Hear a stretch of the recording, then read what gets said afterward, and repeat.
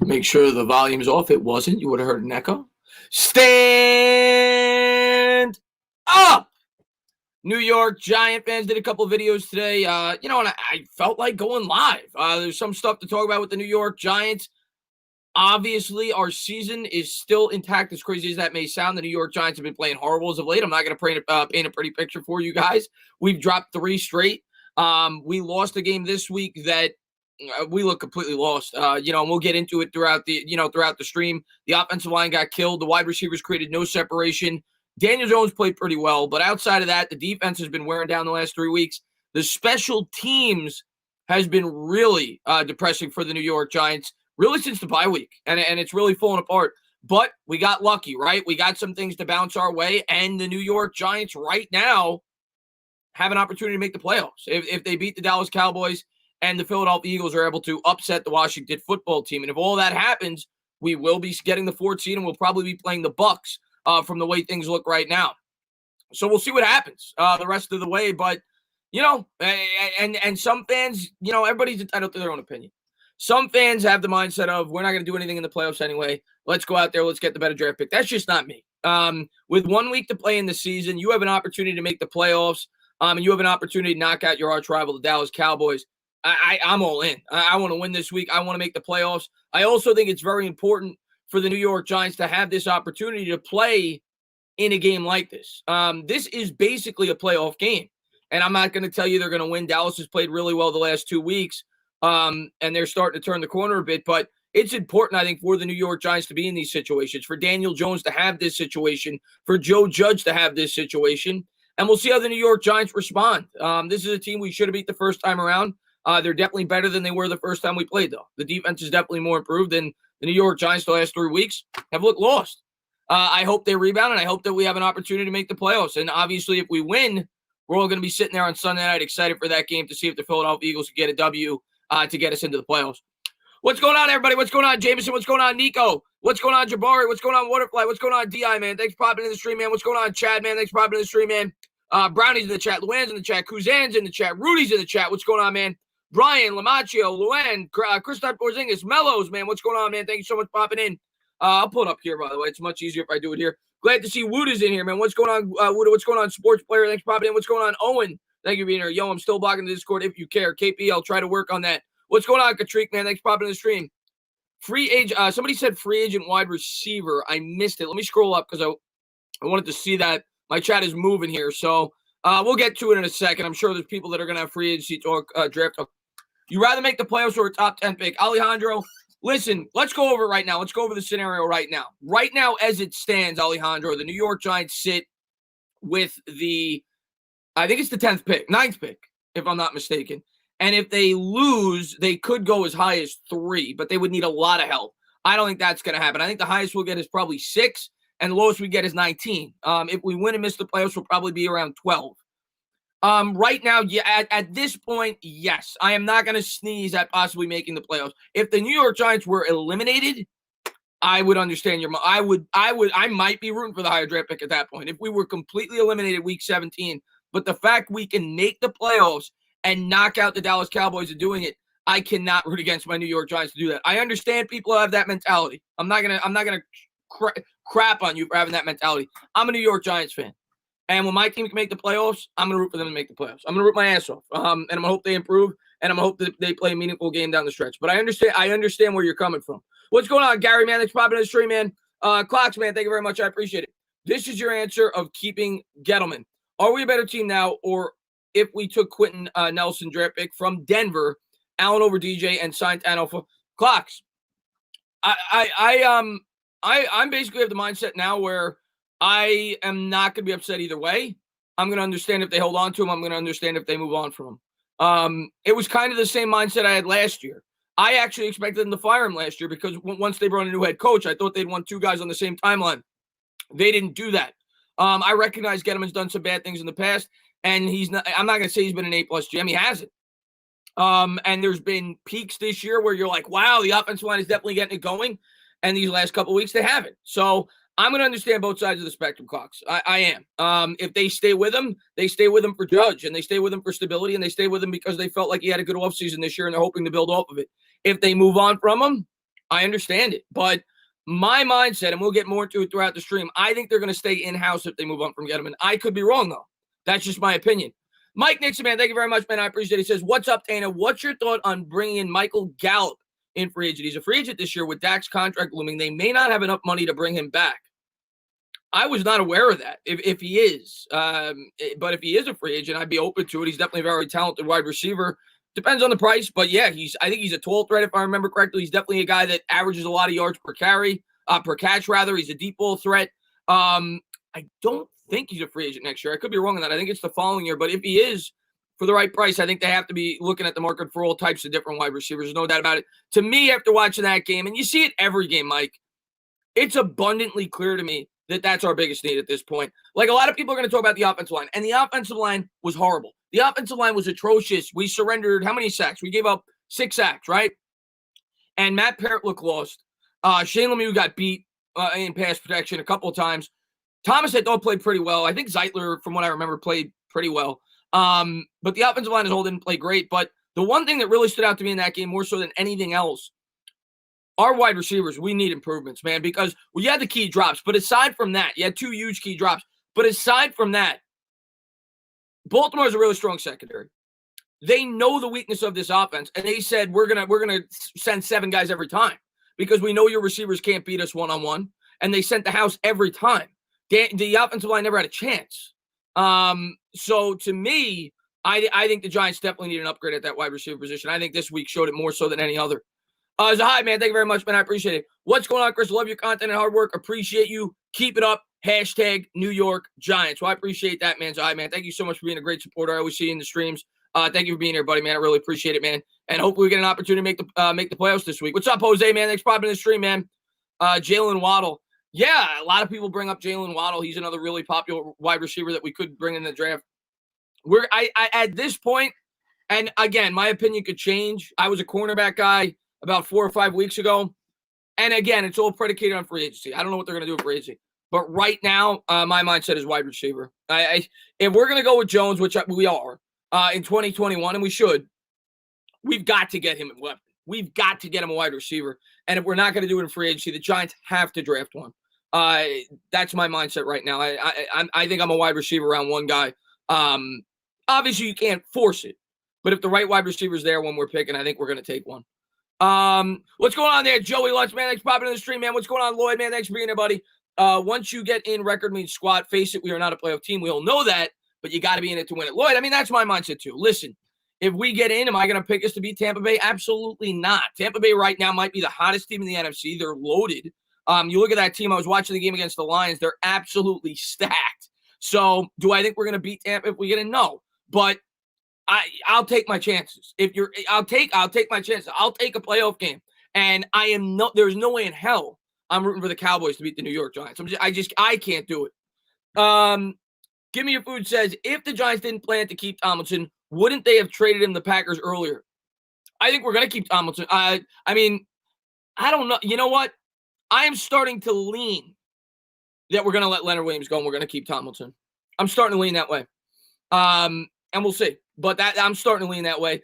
Once they re-sign Logan Ryan, I don't think you're going to have enough money to bring everybody back. I don't think you could bring Logan Ryan, Dalvin Tomlinson, and Leonard Williams back. I don't think they could do all 3. The other thing I'm going to say is a lot of people have talked about moving on from Kevin Zeitler. Did you see this offensive line play this week? Are you comfortable going into next year with Will Hernandez and Shane Lemieux as your guards? I don't know if you are. So I don't think we're going to have that much money in cap space. I really don't. I think we're going to stick with Zeitler. I could be wrong. I can't trust these guards right now going into next year. Cruz on, man. Thank you very much, man. I appreciate it.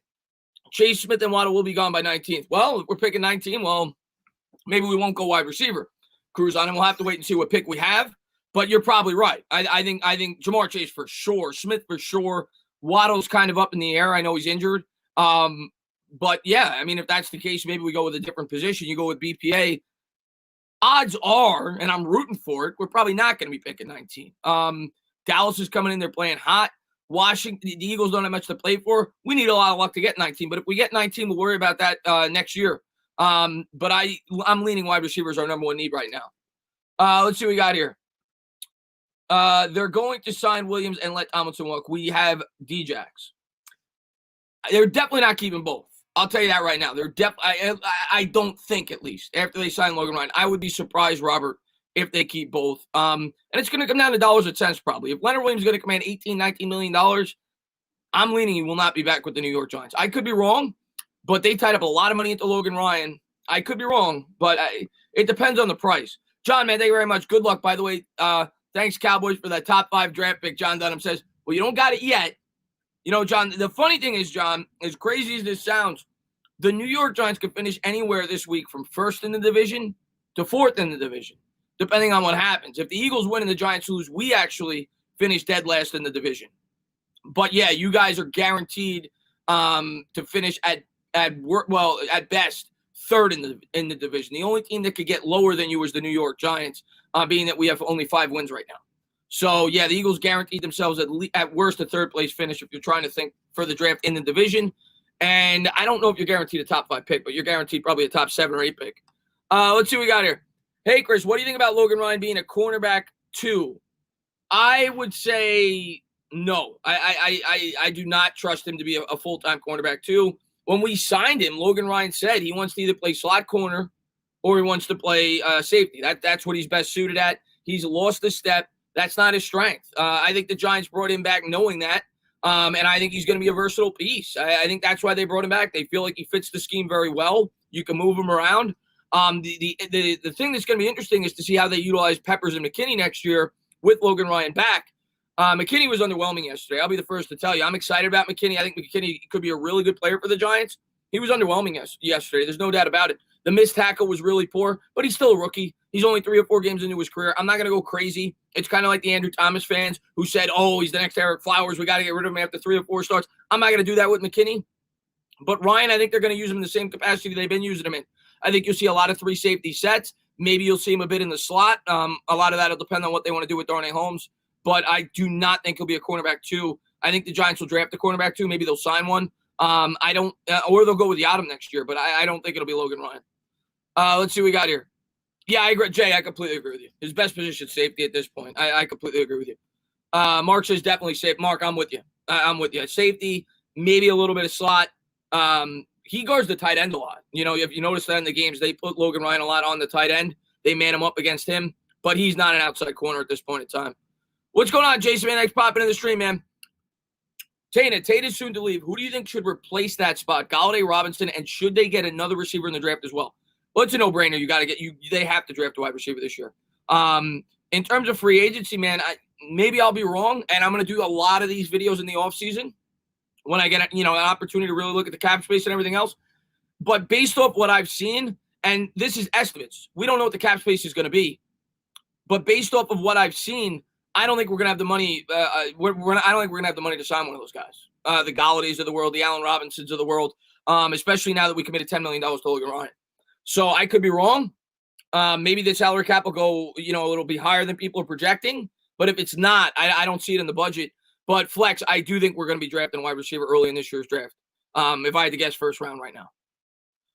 Zahid, man, thank you very much, man. I appreciate it, buddy. He says, how come we still can't go? Oh, God, they destroyed us, Lloyd. The tight ends destroyed us yesterday. Mark Andrews, I'll give credit to Mark Andrews. He made a number of ridiculous catches, double covered a lot of times, but he was also wide open for a lot of those throws. The tight end destroyed us yesterday. Zai, man, thank you very much, man. DJ is one of the 2 quarterbacks in the NFL this season to be sacked 10 times within 2.5 seconds. That's wild. Don't know contract specifics, but let's trade Hernandez at this point. Hernandez isn't even playing. I mean, they played Lemieux this week. I don't know, man. It's been a problem. The offensive line the last couple weeks has been a problem. This week, I put it almost equally on the wide receivers because they were sending 7 or 8 guys every time. I don't think we're trading Hernandez. I could be wrong. I don't think that we will. But they obviously aren't very high on him. They haven't been playing him the last couple of weeks. They've been playing Shane Lemieux, and I am not sold on Lemieux. I want to root for Lemieux. I like Lemieux. He seems like a tough guy. He's a 5th-round pick. He's still, he's still getting better. But I don't think he's ready to be a full-time starter. Every time I watch a game, and I'm not a guy who breaks down film, but every time I watch a game, Shane Lemieux's getting beaten pass protection. I think they have to bring Zeitler back at this point. I really do believe that. We'll see with Hernandez, man. But in terms of Daniel Jones, he's got no help, man, right now. I got to be honest. I mean, I watch the games. I got to be honest with you guys, man. I mean, you look at the talent around him, it is non-existent. I said it today on Twitter. It's like, his talent around him is like having a Toyota Prius and you're trying to run a NASCAR race. Like, they don't have it. We don't stack up. So I think we need to help out Daniel Jones a lot more next offseason. J-Man J, thank you very much, man. We are not a good football team, and I see minimal progress. We are Patrick Graham and a poor NFC East away from being the Jags. One legit win all year. Well, I can't argue with you about the one legit win. We could definitely say, well, we finally beat the Eagles, something we hadn't done since 1927. But yeah, I mean, we haven't beaten a superior football team. But I will say, Jay, I think we definitely improved. That's just my opinion. Maybe you differ. Last year, we weren't going toe-to-toe with the Tampa Bay Bucs. We should have beat the Bucs, or at least could have. We weren't going toe-to-toe with this year's Rams team. We weren't going toe-to-toe with a number of teams that we went with early in the year. The last 3 games, I get it. It dampens your spirits, as it should. They haven't been playing well. But I do think we're an improved team from last year. That's still not good enough, though, Jay. I'm not telling you it is. We got to get much better. But I do think we got better this season. But we're still not near where we need to be. I'm not going to tell you that we are. JB, man, thank you very much, man. I'd like Corey Davis to draft Jalen Waddle. I would love Corey Davis for the right price. I've been very outspoken about Corey Davis. You go back, look at my videos before the year started when Tennessee didn't extend him on the 5th year of that rookie option. I was all aboard it. I think that's a guy that you got to look out for. It's what I said before the year started. I think he fits the scheme perfectly. A lot of people point to the fact that they got enough. He's kind of the 2 over there with Brown. But I like Corey Davis. Deep threat, a guy that was a great prospect coming in. It's going to come down to dollars and cents, though. If you could get him at a fairly affordable rate, I'd love him. I think he's a really good wide receiver. JB, man, thank you very much, buddy. Cruz on, man, thank you very much. Wide receiver and pass rusher is our biggest need. I agree. Corner, too. I still think we need another corner, but I agree. Wide receiver, pass rush, corner. Those are our 3 biggest needs. It's not even close. It's not even close. I mean, we could use other parts. There's no doubt about it, but that's our 3 biggest needs right now. It's not even close. And we definitely need a pass rush. I completely agree with you on that. And I was looking, Cruz, and I thought about it this morning when I woke up. I was looking at the Baltimore defense yesterday. And I was saying to myself, and I said it today on Twitter, that's what the New York Giants want to be. That, we don't have the talent to do it yet, but they were able to trust their cornerbacks, and they knew they were going to do their job, and they said, we're sending 7 or 8 guys every time. So I agree with you that we definitely need an edge rush. We don't have it. But we also need another corner because we want to be that aggressive. We want to be a defense like that. And if we don't have the corners that we could trust in single coverage, we can't do it. So that's my take. I definitely think we need an edge. I definitely think we need a corner. But and for sure need a wide receiver. Thank you very much, buddy. I appreciate it. Manuel, man, what's going on, buddy? Thoughts on Louis Riddick as a possible GM talent evaluator candidate if he publicly wanted the Giants to pick Dwayne Haskins and Isaiah Simmons? Manuel, there's a lot of Giants fans on Twitter, on my YouTube channel, that are very outspoken in favor of Louis Riddick. I don't see the attraction, to be honest with you. Now, if the Giants pick him, they pick him. I'm going to get on board with him and hope he does a good job. But that's exactly why. I don't agree with his philosophy in building a football team. I would have never even, if you're on my YouTube channel, I tried to support Simmons because I thought it was possible we could take him, and I did think he fit the scheme.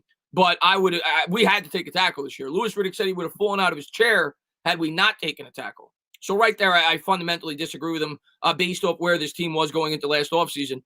And obviously the Haskins pick wouldn't look good. So I'm not a big Riddick guy. I'm not. I know some fans like him. No, I would not be in favor of that, Manuel, to be completely honest with you. But like I said, whoever they pick, I'm going to hope he does a good job, and I'm going to support him. Or, obviously they stick with what they got or they hire in-house. So we'll see. But I would not be on board with that. Mark, man, thank you very much. I appreciate it. I heard the regime does not like Hernandez. It doesn't seem like it, Mark. It doesn't seem like it. And Mark, man, thank you for being such a great supporter. I know you told me, I don't respond on Twitter. Maybe I don't get your messages. Or maybe your name, I know you used to talk to me on Twitter, so I haven't been getting your message, but I'll try to look on there and figure it out. But as far as Hernandez goes, they haven't been playing him. And I'm a bit surprised, to be honest with you. Shane Lemieux, I know the team started playing better when he went in the lineup. I don't know, man.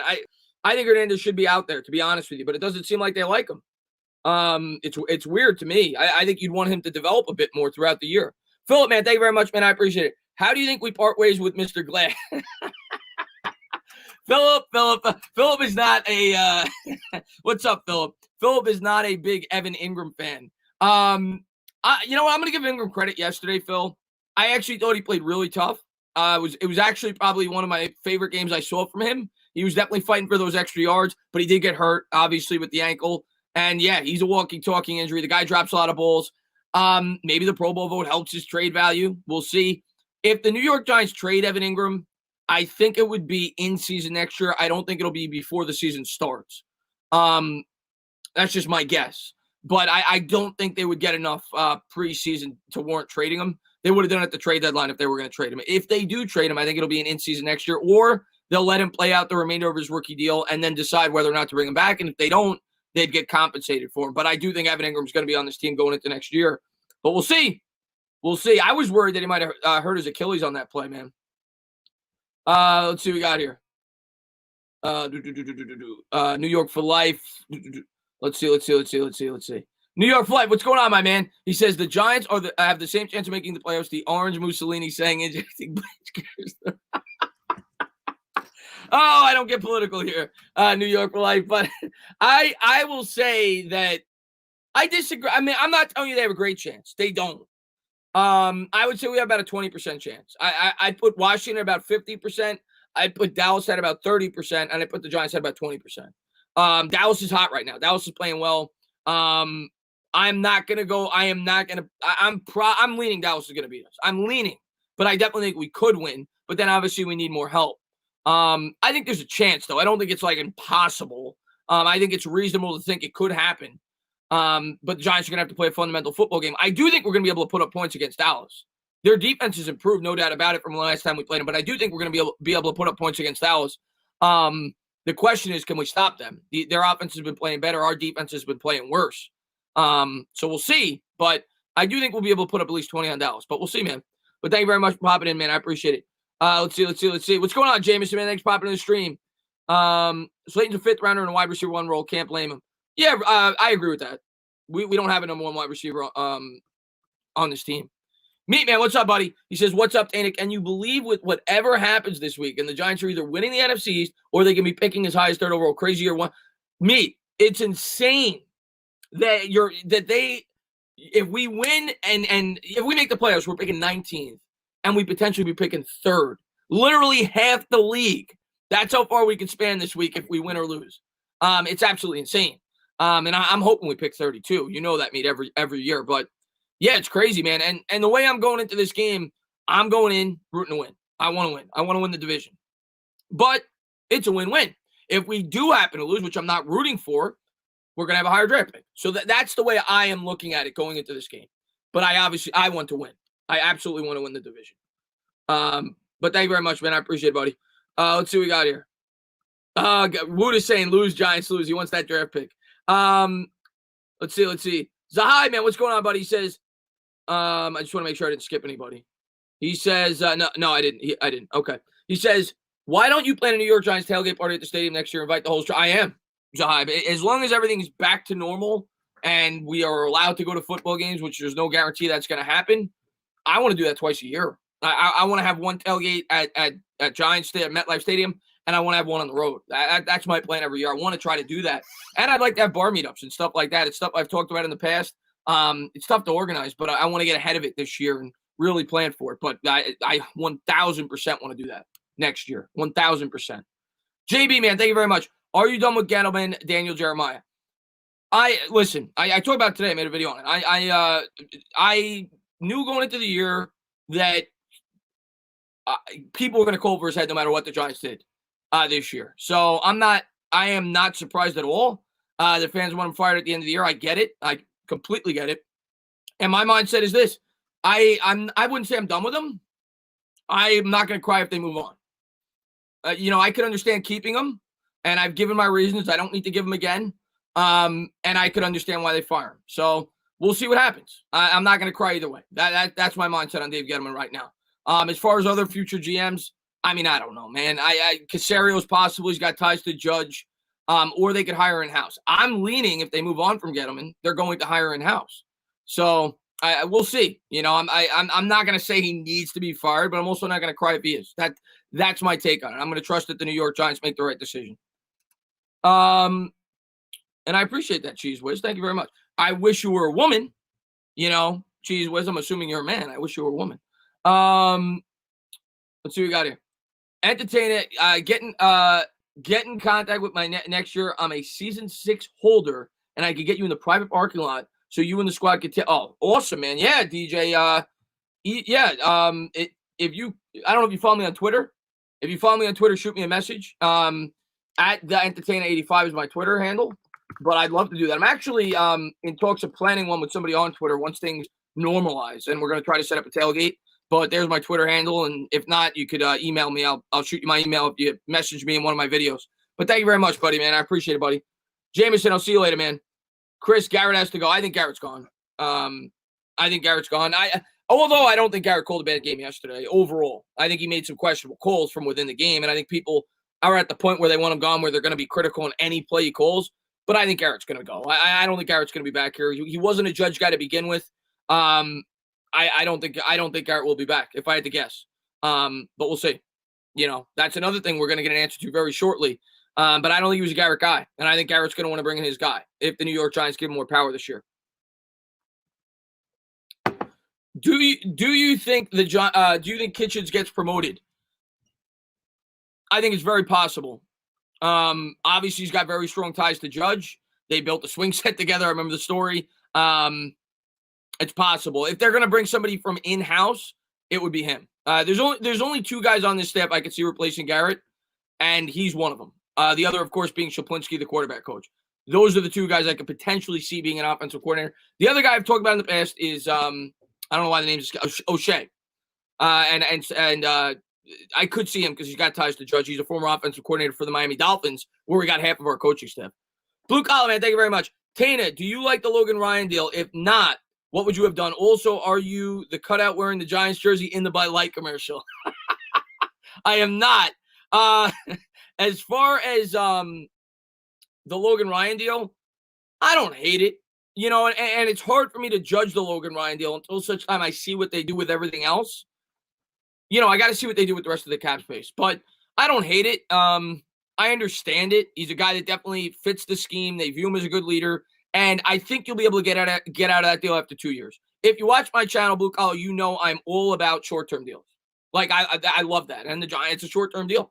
I like the ability to be able to get out of deals within 2 years. Because you go back, you'll get the Jenkins. You look at the Snacks Harrisons. They're 5-year deals. I don't like 5-year deals, especially when you're dealing with free agents. So I like that it was a 3-year deal with the ability to get out after 2. Am I in love with it? I'm not going to say I'm in love with it. I like Logan Ryan. I think he's an important guy to bring back. He's one of the leaders of this football team. Well, I got to see what they do with the rest of the cap space, though. Cam, man, thank you very much. What wide receiver could you see the Giants drafting? Depends on where we're picking. It depends on where we're picking. But the 3 guys everybody just mentioned earlier, those are the 3 guys at the top of the draft board. So, again, Jamar Chase is obviously most people's number 1. You got Smith, you got Waddle. So we'll see where we're picking. But I do think right now, if you ask me in terms of our biggest need, I'd be leaning on wide receiver right now. And I'm not normally a guy that prays for wide receivers in the first round, but I think we need it. I think it's that big of a need right now for Daniel Jones. That's my mindset right now. It's it's bad right now, our wide receiving core. Diego, man, thank you very much. If we stay at 8 in the draft and Chase and Waddle are gone, would you like Patrick Surtain and get Corey Davis at free agency? Yes. The problem, though, Diego, is, and I would be all for taking Patrick Surtain. I am still a strong believer that we need better corner play, and I would not cry at all if we take a corner. The problem with that is free agency comes before the draft. So, and a lot of where we're picking is probably going to determine what we do in free agency. Like if we're picking 12 after Sunday, we may say to ourselves, well, we're probably not going to get one of the wide receivers we want. Maybe they will try to spend some money in free agency to bring in a wide receiver. So I would not be upset at all if you got that pairing. If you got Corey Davis and you got Surtain, who's supposed to be one of the best corners in a long time coming out in the draft, I'd be happy with that. If they take it, and again, it all depends on our draft position. If they go corner, wide receiver, edge, I'm not gonna be upset as long as it's a player that should be going near where they're picking. But I think those are the 3 areas they got to be looking at in this year's draft. Fast Joe Jose says, show the game. You know what? Hold on. Let me see. There's no game to be shown, man. There's no game to be shown. Zachary, man, thank you very much. If the Giants do indeed win on Sunday. How much do you trust Hurts against Washington? And Lamel, man, thank you so much, man, for being such a great supporter. As far as trusting Philadelphia to beat Washington, I think it's a 50-50 game.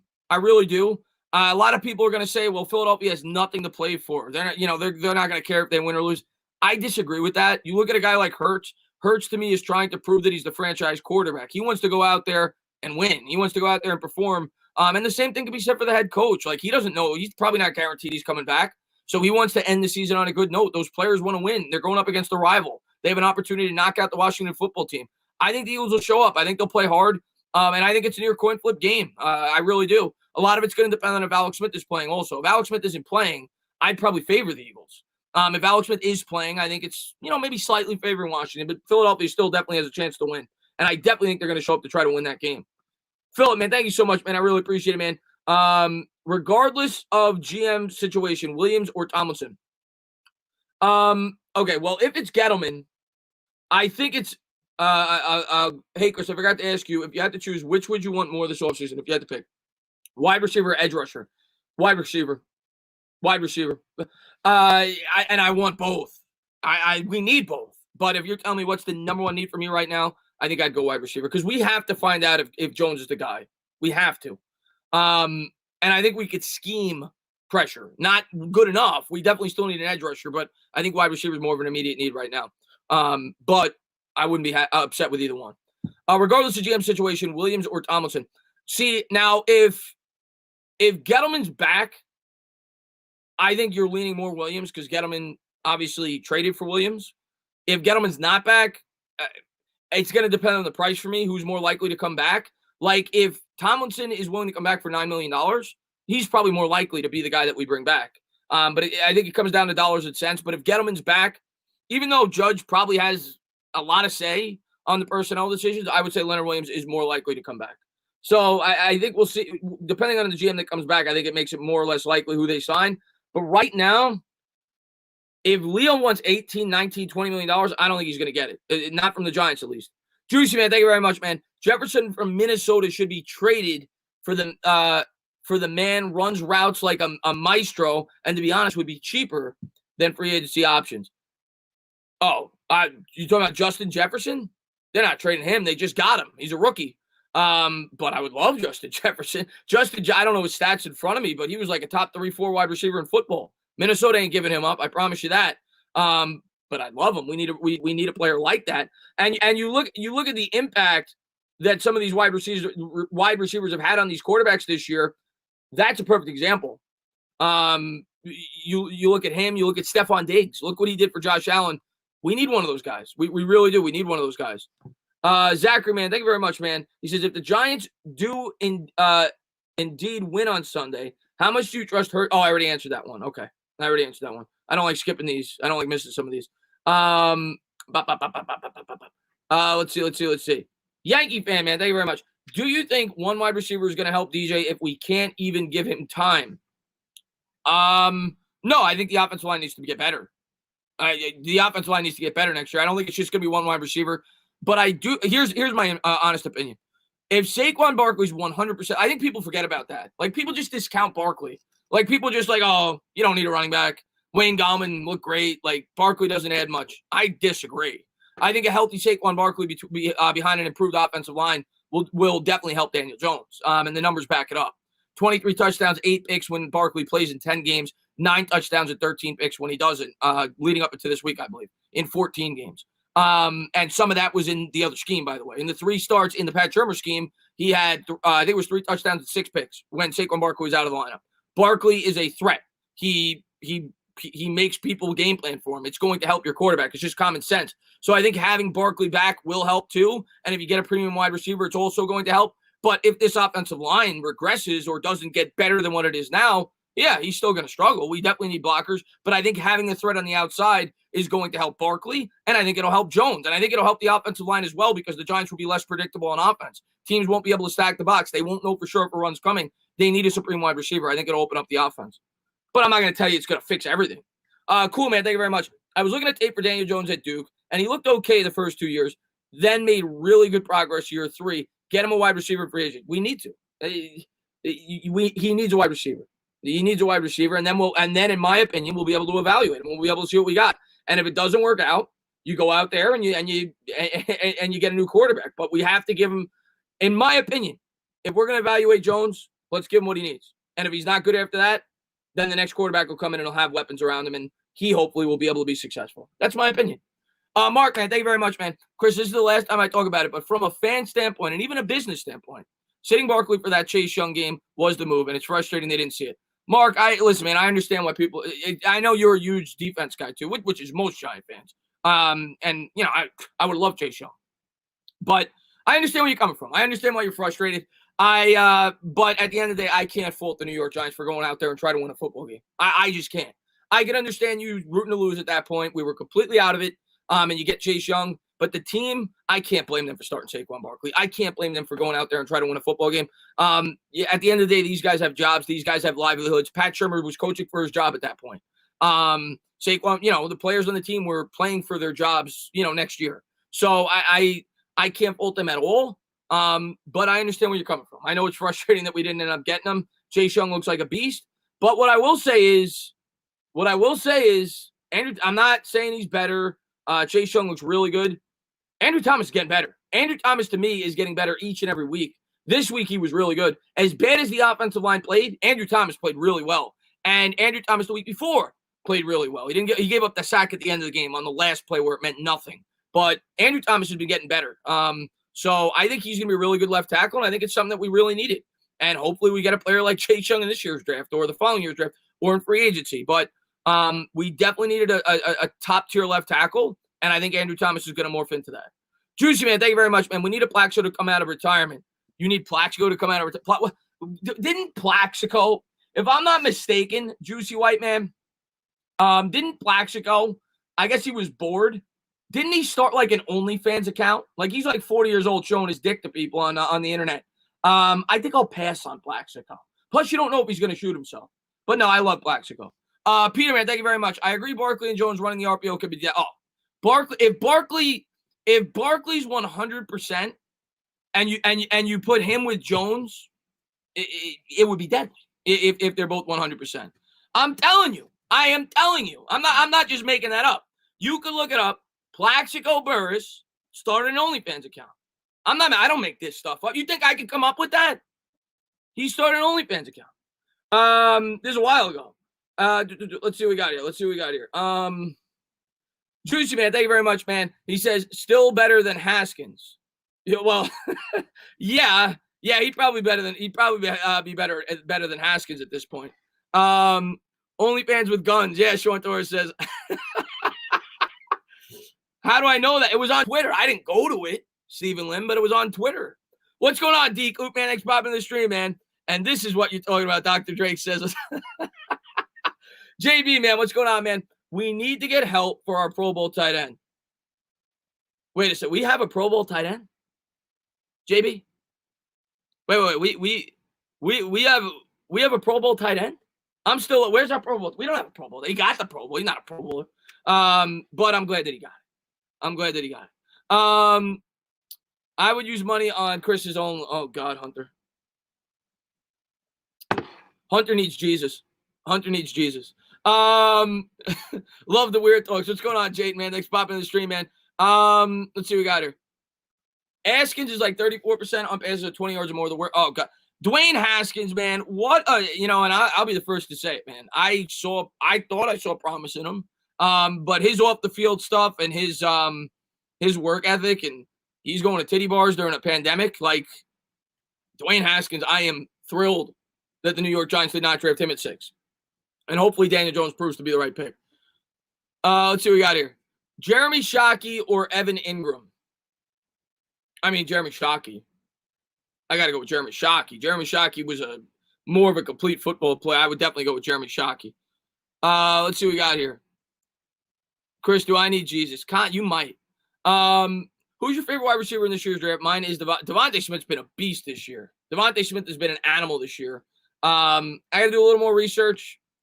But yeah, a lot of people, he's been definitely creeping up draft charts. We'll see. We'll see where we're picking, but he's definitely top 2 for sure. We'll see. But let's see what we got here. I need Jesus, more Jesus. What's going on, Jarvis, man? Thanks for popping in the stream, man.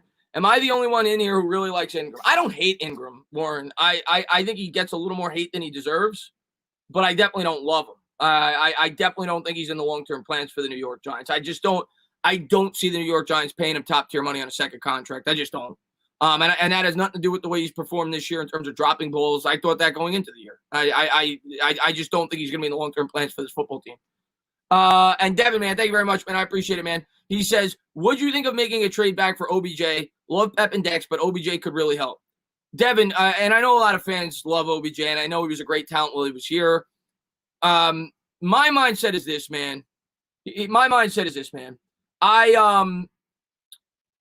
As far as OBJ, I would rather draft my next OBJ rather than trade for him. I mean, the guy, how old is he now? He's probably approaching 30. And he's had 3 major injuries now. He makes money. I'd rather draft my wide receiver. Why am I going to give away talent to bring OBJ back here? I just don't see it. I just don't see it. But I definitely think we need a wide receiver. I want the next OBJ. I want to draft a talented wide receiver. But I don't see that. I don't see, other than his name and the fact that he's played here, I don't think we would trade for him. Mark, man, thank you very much, man. Okay, I'm at peace with Chase Young frustration, but those players are so hard to find. If they let Tomlinson go, we'll haunt them like Linval Joseph. Listen, I like Dalvin Tomlinson. Dalvin Tomlinson last year, if you watch my streams, which I don't think you did, Mark. I think you're newer to YouTube, but you're very active now. I always said it every game, man. Every one of my game breakdowns during the game, during the streams, I thought he was one of the most underappreciated players on the team. I'm a big Dalvin Tomlinson fan. I really like Dalvin Tomlinson. The problem... well, not even a problem, but the question the Giants are going to have to ask themselves, and why I could see them potentially moving on from Dalvin Tomlinson, is because you can find players that play that position in the second, the third round, and we have depth at that position. We've drafted a lot of defensive tackles over the last couple of years, whether it be Dexter Lawrence, whether it be B.J. Hill, obviously potentially could bring back Leonard Williams, but I love Dalvin Tomlinson. I would love him back. He's a leader on this team. He's a captain. He's a really good nose tackle. He consistently gets pressure. I think he'd be a good guy to bring back for sure. It's going to come down to the money, man. It's going to come down to what they want to do with the rest of the, potential free agents that they could acquire to bring in to try to help this football team. But I'm a big Dalvin Tomlinson fan. I like him a lot. Let's see what we got here. Exactly. DT's a replaceable, not named Aaron Donald. That's the thing. That's the thing, DK. That's the dilemma, I guess, that they have. You could find defensive tackles, especially nose tackles, in like second, third round, and usually get fairly good production out of them. But I'm a big fan of him. He's definitely a leader on this team. Timmy, man. Love Timmy, man, from my Discord. Always active, man. I love Timmy. He says, do you think we should play aggressive on both sides of the ball? Example, blitzing man on defense and going deep on offense since the Cowboys' defense is bad. All right, you're talking specifically for this week. I think I think you still need to come with a fairly balanced approach in this game. I don't think we can be ultra aggressive in this game on defense. I just don't, and I would love to be. Like, I want the New York Giants defense to be what Baltimore was against us this week. I want us to be able to send 7 guys whenever we want. When you're going up against a team like Dallas with the weapons that they have, I don't think our corners match up. Like, I just don't think we could play man against those wide receivers. Like, I don't see Isaac Yiadom keeping Amari Cooper in check. I just don't. So I don't think you can be ultra aggressive in this game on defense. On offense, I think you need to take some shots, but I still think you need to be diligent with the football and not try to get into a shootout. I don't think it's in our best interest. This past week, I understood it because you weren't beating Baltimore at what they're best at, and that's what they're best at. So I knew the Giants were going to have to take some shots. I was completely okay with them trying to throw the ball. This week, I think it's got to be more balanced. I'm not saying it's got to be crazy run heavy. You got to throw the football, but I think you got to be a little bit more balanced. We only run the ball 12 times this past week. Defense, I know people hate the zone. I hate the zone. I like an aggressive defense. I can't trust our corners going up against those weapons. I just can't. So I think the Giants got to be smart on defense and hope to create some turnovers, but I don't think they're going to be ultra aggressive. I'd be surprised. Let's see what we got here. What do you think about moving on from Daniel Jones? I don't think we're going to move on. I don't think we're going to be moving on from Daniel Jones, Brian. I'd be shocked if we do at this point. I think he's going to be the quarterback in 2021. Amari Cooper and Isaac Yiadom in the same sentence. Irish, exactly. Exactly. That's why you can't. I don't think we could be ultra aggressive Irish. I just don't. And I see Irish has got the New York Knicks hat on. Anybody that's a basketball fan, tomorrow I'm going to be calling the Knicks game. It's going to be my first game I call. And I'm going to try to call at least 2 a week. So I was going to do the game on Sunday, but I was just tired coming back from Pennsylvania. And they got a big win against the Bucks. So I'm looking forward to calling that, man. But Irish, man, love you, man. How you doing, buddy? Joe Judge said today that he is his quarterback. Yeah, no, I saw the interview. By the way, Daniel the G. I love the profile pic. Love the profile picture. Joe Judge, yeah, I saw the interview today. He's gonna be our quarterback next year. There's no doubt about it. Tay, man, what's going on, man? Call me a simp. But did you shoot your shot? Tay, no, I haven't shot it yet. We got to reload the gun. Tay, man, what's going on, buddy, man? Thanks for popping in the street. Somebody said, why did Slayton die this season? I haven't heard his name since week 1. Chris, he's been incredibly inconsistent. And if you remember last year, he was kind of inconsistent. I know he had 8 touchdowns, and he has almost the same yardage. But last year he had like 3 huge games, and it's kind of been similar to that this year. But he's had some drops, and I think he's proven at this point in time he's not close to a number 1 wide receiver. I still think he can be a good wide receiver, but he's definitely not a 1. I just don't think he's a great wide receiver. I don't think he's a great route runner. I think he's a good deep threat. At least at this point. Maybe he evolves into that, but I don't think he's a wide receiver 1. Blue Collar, man, thank you very much. Do you think it's a fair argument from Giants fans to want to move on from DJ after 2 seasons? If not, we need Allen Robinson now, then draft Surtain. I mean, listen, I'm not going to say it's everybody's entitled to their opinion, and I can understand why people are frustrated because they haven't seen progression from Daniel Jones. But I don't think we're in a position to get an elite quarterback in this year's draft. I don't think we're going to be. And you don't force a quarterback pick. And 2, Daniel Jones has not been set up for success. He just hasn't. So I will completely understand and be on board if the coaching staff feels like he could be a really good quarterback if they put the right pieces around him. He doesn't have it. He just doesn't. And when Barkley went down, it completely changed the complexion of this offense, whether it was Jason Garrett calling the plays or Daniel Jones being the quarterback. So I think I think the Giants are going to give him another year, and I think they should. That's my opinion right now. Mighty Mango, man, thank you very much. Hey, Chris, did you see that Martinez didn't seem to be that aggressive in that game? And was my son big bang on tonight? I haven't seen your son quite yet, but he usually pops in the streams, and maybe he's in the stream. There's a lot of people in here, so it's tough for me to keep up with the chat, but he's a member just like you, and I appreciate both of you guys. And I got to do the member giveaway. I keep forgetting to do that. Go into the community notes and comment on that. I'm going to have the video up tomorrow for you guys. Fitted hat giveaway for the members. I have to look at that, but I'm going to do a video tomorrow. But as far as Martinez goes to being aggressive, I have to look at the film. It's tough for me to remember everything that happened in the game. I just think the defense as a whole was not aggressive. The one thing that really stood out to me in that game, poor tackling. Like the tackling yesterday was abysmal. Like it was the worst tackling I've seen from the New York Giants all year. And that sucks because we have a coach that's supposed to, in my opinion, you expect them to be fundamentally sound. The tackling yesterday was awful. The defensive line the last 3 weeks has been atrocious. We've gotten no pressure on the quarterback since Seattle. Seattle, we were great. It was the best our defensive line has looked all year. And since then, it's been non-existent. So that's really what stood out to me. Isaac Yiadom sucked at tackling. It's been bad. It was really bad. The defensive performance overall was really bad yesterday. Really bad. The tackling in general was horrible. But thank you for being here, Mighty Mango Man. He might be here. I don't know. If I do, I'll let you know. If I see him, I'll let you know. Let's see.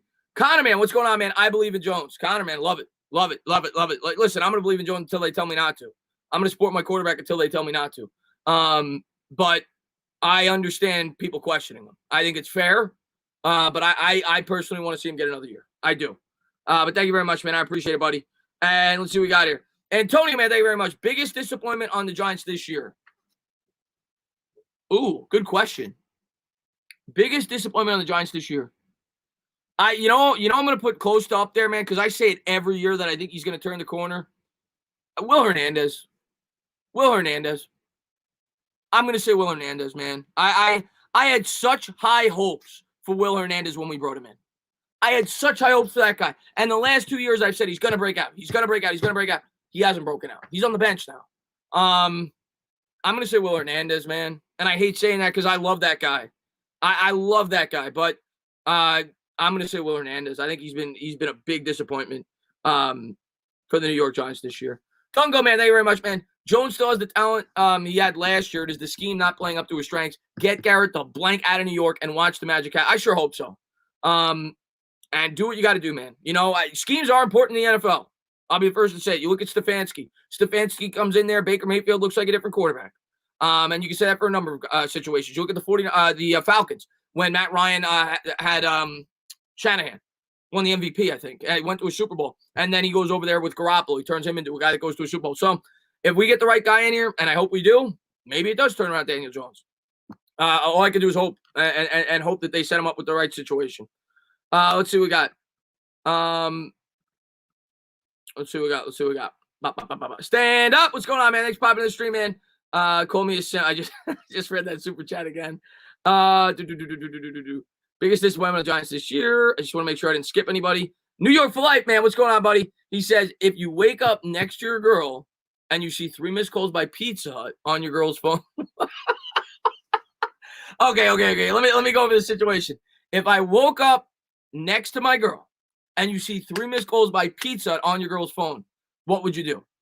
First thing I'm going to ask my girl, if I wake up and she's got 3 missed calls for Pizza Hut, is what the hell are you doing calling Pizza Hut? You live in New York. You've got the best pizzerias on the planet. So that's my first question, New York. Like, why are you calling Pizza Hut? I wouldn't even be thinking about the fact that she may be cheating on a waiter or somebody that works at Pizza Hut. I'd be asking them, why are you calling Pizza Hut? You're in New York. It's a disgrace. New York Light, man. Thanks for popping in the stream, buddy. I appreciate it. Let's see what we got. Dire Giants fan 120, man. Thank you so much for popping in the stream, man. I appreciate it, man. And thank you so much for the $5 donation. I appreciate it, man. Let's see. Swaggertron, what's up, buddy?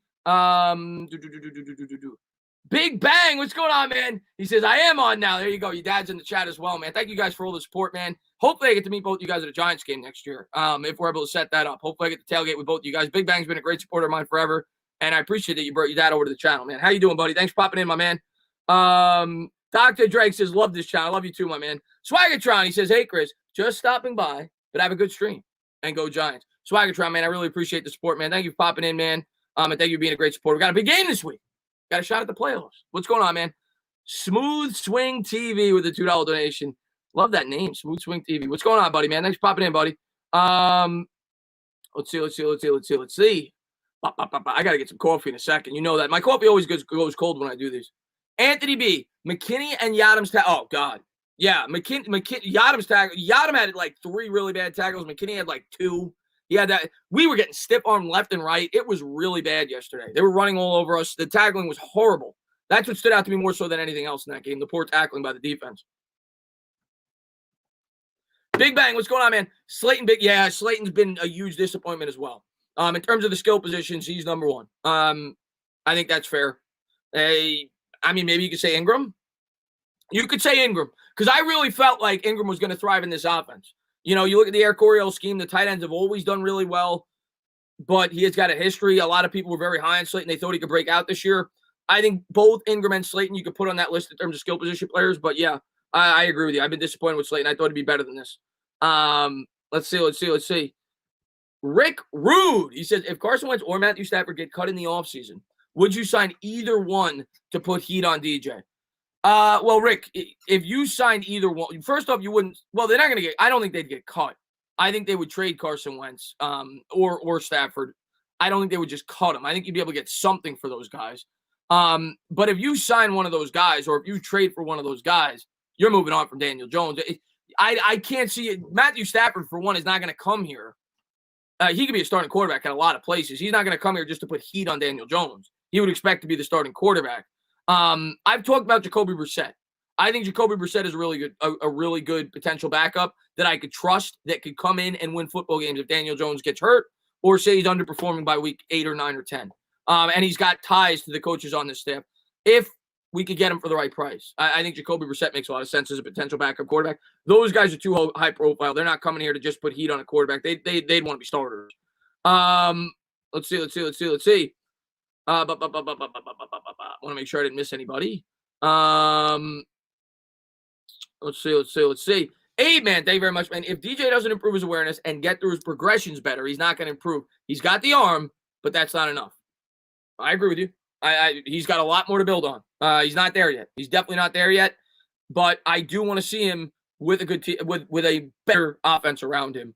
The thing I worry about, if they are going to start another scheme, which I understand it, if they do, whatever, it is what it is, how long is it going to take for him to pick up that scheme, and how well is he going to fit it? I worry about that. But I do want to see him. I do want to see him get one more year personally. Because I don't think you're getting an elite quarterback. Like I said, if we were picking first, I understand it. We're not getting Trevor Lawrence. I want to see him get another year in this offense, and I want to build the team around him. And if it doesn't work, then you bring the quarterback and you give him a much better situation. That's my opinion. I want to give Jones another year to see if he can do better when you actually improve the team around him. Christian, thank you very much. Jones has to improve, no doubt about it. Encouraging that the things that are 99% in his control are improved. Interceptions, fumbles. Yeah, I saw Bobby Skinner, who I love, by the way. Hilarious on Twitter. Great guy. Worked with him before. He's got a great channel, Talking Giants. Does great film breakdowns. I saw him post a stat today on Twitter, and it was like, I think it was like his last 160 dropbacks or pass attempts. He hasn't turned it over. That's definitely a huge improvement in that area. I mean, it is. He was turning over left and right last year. So he has gotten better with ball security. I agree with you on that, Christian. Throughout the year. And Gil, man, thank you so much, man. Let me see the super sticker that you sent, because for some reason, I don't know why, YouTube doesn't show the super stickers on here. Oh, little call. Hey, he just gave me a refill. Gil, what's up, buddy, man? Thanks for popping in the stream, man. Always been a great supporter. My first member on the channel. I'll never forget that. Thank you very much, man, for popping in the stream, man. And thank you for saying I'm the GOAT, C, man. Thank you so much for popping in, buddy. Let's see. JC, what's going on, man? I can't find a serious analyst that hates Jones. Watch, read all analysts from scouts and former players, coaches, fans, media heads need to take a hint. I don't hate Jones. I'm kind of in a, I don't know what he is. That's my mindset. But to be fair to Jones, like, that was my mindset with Eli Manning. And that's I think that's the mindset with a lot of young quarterbacks. And sometimes they blossom, sometimes they don't. But I'm definitely not ready to commit and say he's the guy and he's going to be great. But I recognize the surrounding talent around him. I know that when the Giants brought him in, they had no talent to support him. I think he could be good, but I need to see it before I say that. But I'm definitely not quitting on him yet. JC, man, thank you very much, man. I appreciate it, buddy. Let's see. Philip, man, thank you very much. You still doing your bet if we make the playoffs? What was what was the bet? Wasn't it the Super Bowl? Didn't I say I was going to dye my hair blue if we made the Super Bowl? But remind me of the bet. I honestly don't remember it. Maybe I did make a playoff bet. If we make the playoffs, depending on what I said, I'll do it. Kyle, man, what's going on, man? Biggest matchup to watch this weekend. What are the keys to victory? Still waiting for 25 carries from Galmanello. God bless you, man. Kyle, man, thank you so much, man, for the support. Biggest matchup this week. I mean, okay, on defense, I think it's going to be our corners going up against their wide receivers. I think we have to keep them in check. I think we're going to play bend but don't break, but we can't let the wide receivers get over the top. We can't let them get big plays, and you definitely got to worry about that with the wide receivers that they have. So that, to me, that's the game plan right there. Obviously, you still worry about Zeke. The trenches are always big, and our defensive line definitely has to get a lot more pressure than they've gotten the last 3 weeks. It's been non-existent. So, I mean, I would say it's a combination of the defensive line getting pressure on the quarterback and the corners being able to hold up and not get burnt over the top. But I would, if you have to ask me to pick one, I'd go with our corner play on defense. And maybe, yacht him on whoever, not getting killed by whoever he's guarding, Amari Cooper maybe. And then on offense, I do think we're going to need to establish a ground game. It's good. The offensive line. The offensive line has got to show up this week. They've got to show up. We've got to be able to establish a ground game, and then play off of it with through the air. But I think the offensive line needs to play much better than they did last week for us to have any opportunity to win this football game. And we're going to need big plays, whether that's Ingram or whether that's Slayton. But if you ask me, I would say the O-line, being able to establish a ground game and run the ball 30 times in this game, and being strong in coverage with the cornerbacks. If I had to guess. But thank you so much, Kyle, man. I appreciate it, buddy. Let's see. I don't really worry that much about Zeke. Zeke hasn't been that good this year, in my opinion. He's kind of regressed. And Dallas's offensive line is not nearly as good as it's been in years prior. But I definitely worry about those wide receivers. They got great weapons. Let's see. Okay.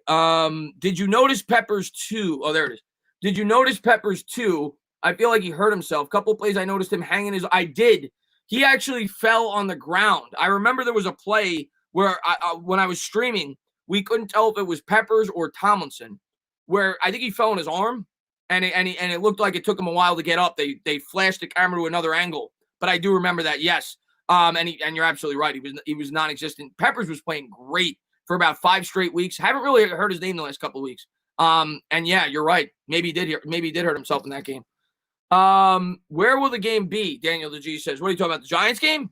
Giants are home this week. They played in Dallas the first time around. They're home this week. And if they win, if they make the playoffs, they'll be home against probably Tampa Bay. True Rapless, man. Thank you very much, man. I find myself reminiscing about 2011 quite often. I reminisce about 2011 every time I wake up. 2011 is one of my favorite years. Not just it's probably my favorite year for any sports team I've ever rooted for. You know what it is? It is. Because I'm a Mets fan, I'm a Knicks fan. They never gave me a championship. And the 2007 season was incredibly rewarding. It was great. But 2011, as you guys know, if you watch my channel, I'm a huge Eli Manning fan. I don't know if I'm the biggest, but I'm a huge Eli Manning fan. And that year was a signature year. And it was the way that we came back and won football games. I'll never forget that year. That is my favorite year. Probably not just for the Giants, for any team that I root for, individual year. The 2011 season was magical. Victor Cruz, the way that we went on the road and beat all those great teams. The Niners game where you got beat like a punching bag. 2011 was incredible. The 2008 Super Bowl, I don't think I'll ever surpass that feeling ever for any of my sport teams, ever for a single game. But the 2011 season as a whole was probably my favorite. To that, stand up, New York Giants fans. What's going on? Jonathan Medina, man. Thanks for popping in the stream, man. What's going on? Aiden McCarthy, man. Thanks for popping in the stream, man. Let's see what we got here. Is Brissett worth the money that we could give to Tomlinson? Brissett will be like 7, and Tomlinson is 10. Well, the question you got to ask yourself is, do you think it's worth investing in a strong backup for your quarterback? And I would lean yes. And it's not even just because of Daniel Jones's poor play and because I don't believe in him, but he's also an injury risk. I mean, the guy's missed now 2 games each of the last 2 years. I'd like to get him for 5 if I can. I don't know if I could, but I would say Dalvin Thomas is probably more worth it. But if you bring back Leo, I might say I could get by with the defensive tackles that I have. I think it's imperative that we bring in a backup quarterback that's decent this offseason, in my opinion. But we'll see what they decide to do. Chris, I know you're a quarterback first. I am starting to lean wide receiver, actually. Camel, I said that earlier in the stream. Exception to take a wide receiver this draft with our first big set. No, again, it's dependent on free agency, but I'm definitely starting to lean wide receiver at this point. Depends on what we're picking, but I'm definitely very open to wide receiver in the first round. Masad, man, thank you very much, man. I live in the Bay Area, and I'll never forget the feeling of going to school the Monday after the NFC Championship game. Everyone hated me. Shout out to Hakeem Nicks. Hakeem Nicks was a beast. Nicks was a monster in that Packers game when he brought down the Hail Mary. And the 49ers game, Victor Cruz, the first half was ridiculous. He tore apart their secondary that entire first half. But, yeah, man, that game, that 49ers game might be my favorite game of all time. I say the Super Bowl, but the feeling I got after that 49ers game, man, when Eli was a warrior that day, man. He was a freaking warrior that day, man. That game was incredible. And Kale, man, I appreciate it, man. Thank you so much for popping in the stream. You have to build defense. So I agree. We definitely need to build the defense, Mark. There's no doubt about it. We still need 2 we need 2 playmakers on defense. We need a corner, we need an edge. I'm with you on that. But we definitely need a wide receiver too. Cut Zeitler, Solder after June, Tate and Pulley, snag Barrett, and lock up Tomlinson, draft Jamar Chase. That's the plan. I don't hate that plan, Drew Raplist. Let's go over the dollars and cents. Now, I do worry about cutting Zeitler, like I said at the top of the stream. I don't know if I trust Lemieux and Hernandez to be the starters at the guard positions next year. We'll see how the New York Giants feel, if those guys can mature into their positions. But if you were to go about doing that, you'd get we'll say you could trade Zeitler, because I think you'd be able to trade him for something. You'd save $14 million if you did that, 12 if you cut him. Solder 10 after June 1st gives you 24. Tate gives you another 6. That's 30. Pulley, I think, is about $3 million, if I'm not mistaken. So that's about 33. Maybe you can make a couple of other small moves. We've probably got about 10 to 12 right now. So you're talking about $45 million right now. And that's off the projected salary cap. We don't know, we don't know. But off the projected salary cap, you got about $45 million. And then you can decide what to do with that. And then you say, go snag Barrett, probably cost you $19, $20 million. Lock up Tomlinson, cost you 10. And you've got about, I don't know, $10 to $15 million of wiggle room to make small moves. So it's possible. Big Bang, man. Thank you very much, man. All my life, I've heard O-line needs time to gel familiarity. You think all that rotating guys in is a bad formula? Alan Faneca said what Joe Judge is doing is the dumbest idea. I'm going to be honest with you, Big Bang. I was critical when he first did it. I was critical. If you're in my streams, which you probably are, the first game I saw him do it, I was like, what the hell is this guy doing? Because I have that exact mindset. It's about familiarity. It's about playing together. But I couldn't say much when I saw the offensive line starting to play better. I mean, after that Rams game, they really started to turn a corner. And then, I'm not talking about Thomas, but the line in general started to improve. And then Thomas really started to improve when Judge stepped in. So I didn't really question it because I saw improvements and I saw them getting better. But I am with you. You need continuity. The Arizona game, I thought we just got completely out game plan. Like, we weren't ready. And that falls on the coaching. We were not ready for that 4-4 scheme. The offensive line looked completely lost. And we didn't make the necessary adjustments in the second half. This past week, I put it a lot on not having good wide receiver talent. I really do. That's what I saw. And I'm not saying that they were great. Matt Parrott was bad. Matt Parrott was really bad. And Matt Parrott, I think he showed you why he hasn't been getting a lot of playing time. He wasn't very good. And Lemieux was really bad. But I also think because of our wide receiver, the lack of talent at the wide receiver, they were just sending the house on every play. But, yeah, I mean, as far as that goes, I was in awe when the Giants first did that, but it worked. So it's hard for me to question it, but it's fair to be critical of it. If the offensive line doesn't mature and get better. I was critical of it when they first did it. Big Bang. Let's see what we got here. How was your Christmas? What's going on, Montana, man? Thanks for popping in the stream, man. Am I doing the play-by-play for the next game? 100%, James. I'm going to be doing the play-by-play for the next game tomorrow night. And I'm going to try to do 2 of those games a week. I just couldn't do it on Sunday, but I'm going to be doing it tomorrow night. Looking forward to it. Nick's coming off a big win against Milwaukee the other night. My Christmas was good. I got to spend it with the family. There's not much better you can do during the pandemic. It's kind of hard. We went up to Pennsylvania, rented out a house for the weekend that, we knew was safe and everything else. And, we spent like 4 days there. It was a lot of fun. Montana, man, thanks for popping in the stream, man. Let's go. Yeah, James, man, what's going on? What if we don't make the playoffs next year? I mean, it's hard for me to tell you. What's the circumstances, Luke? Is it did everybody come back? Is Jones back? Is Barkley back? Is Gettleman back?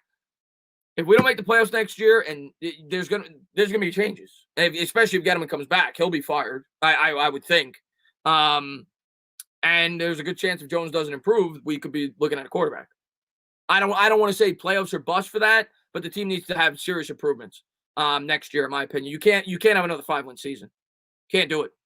So there will be changes. There will be changes, Luke.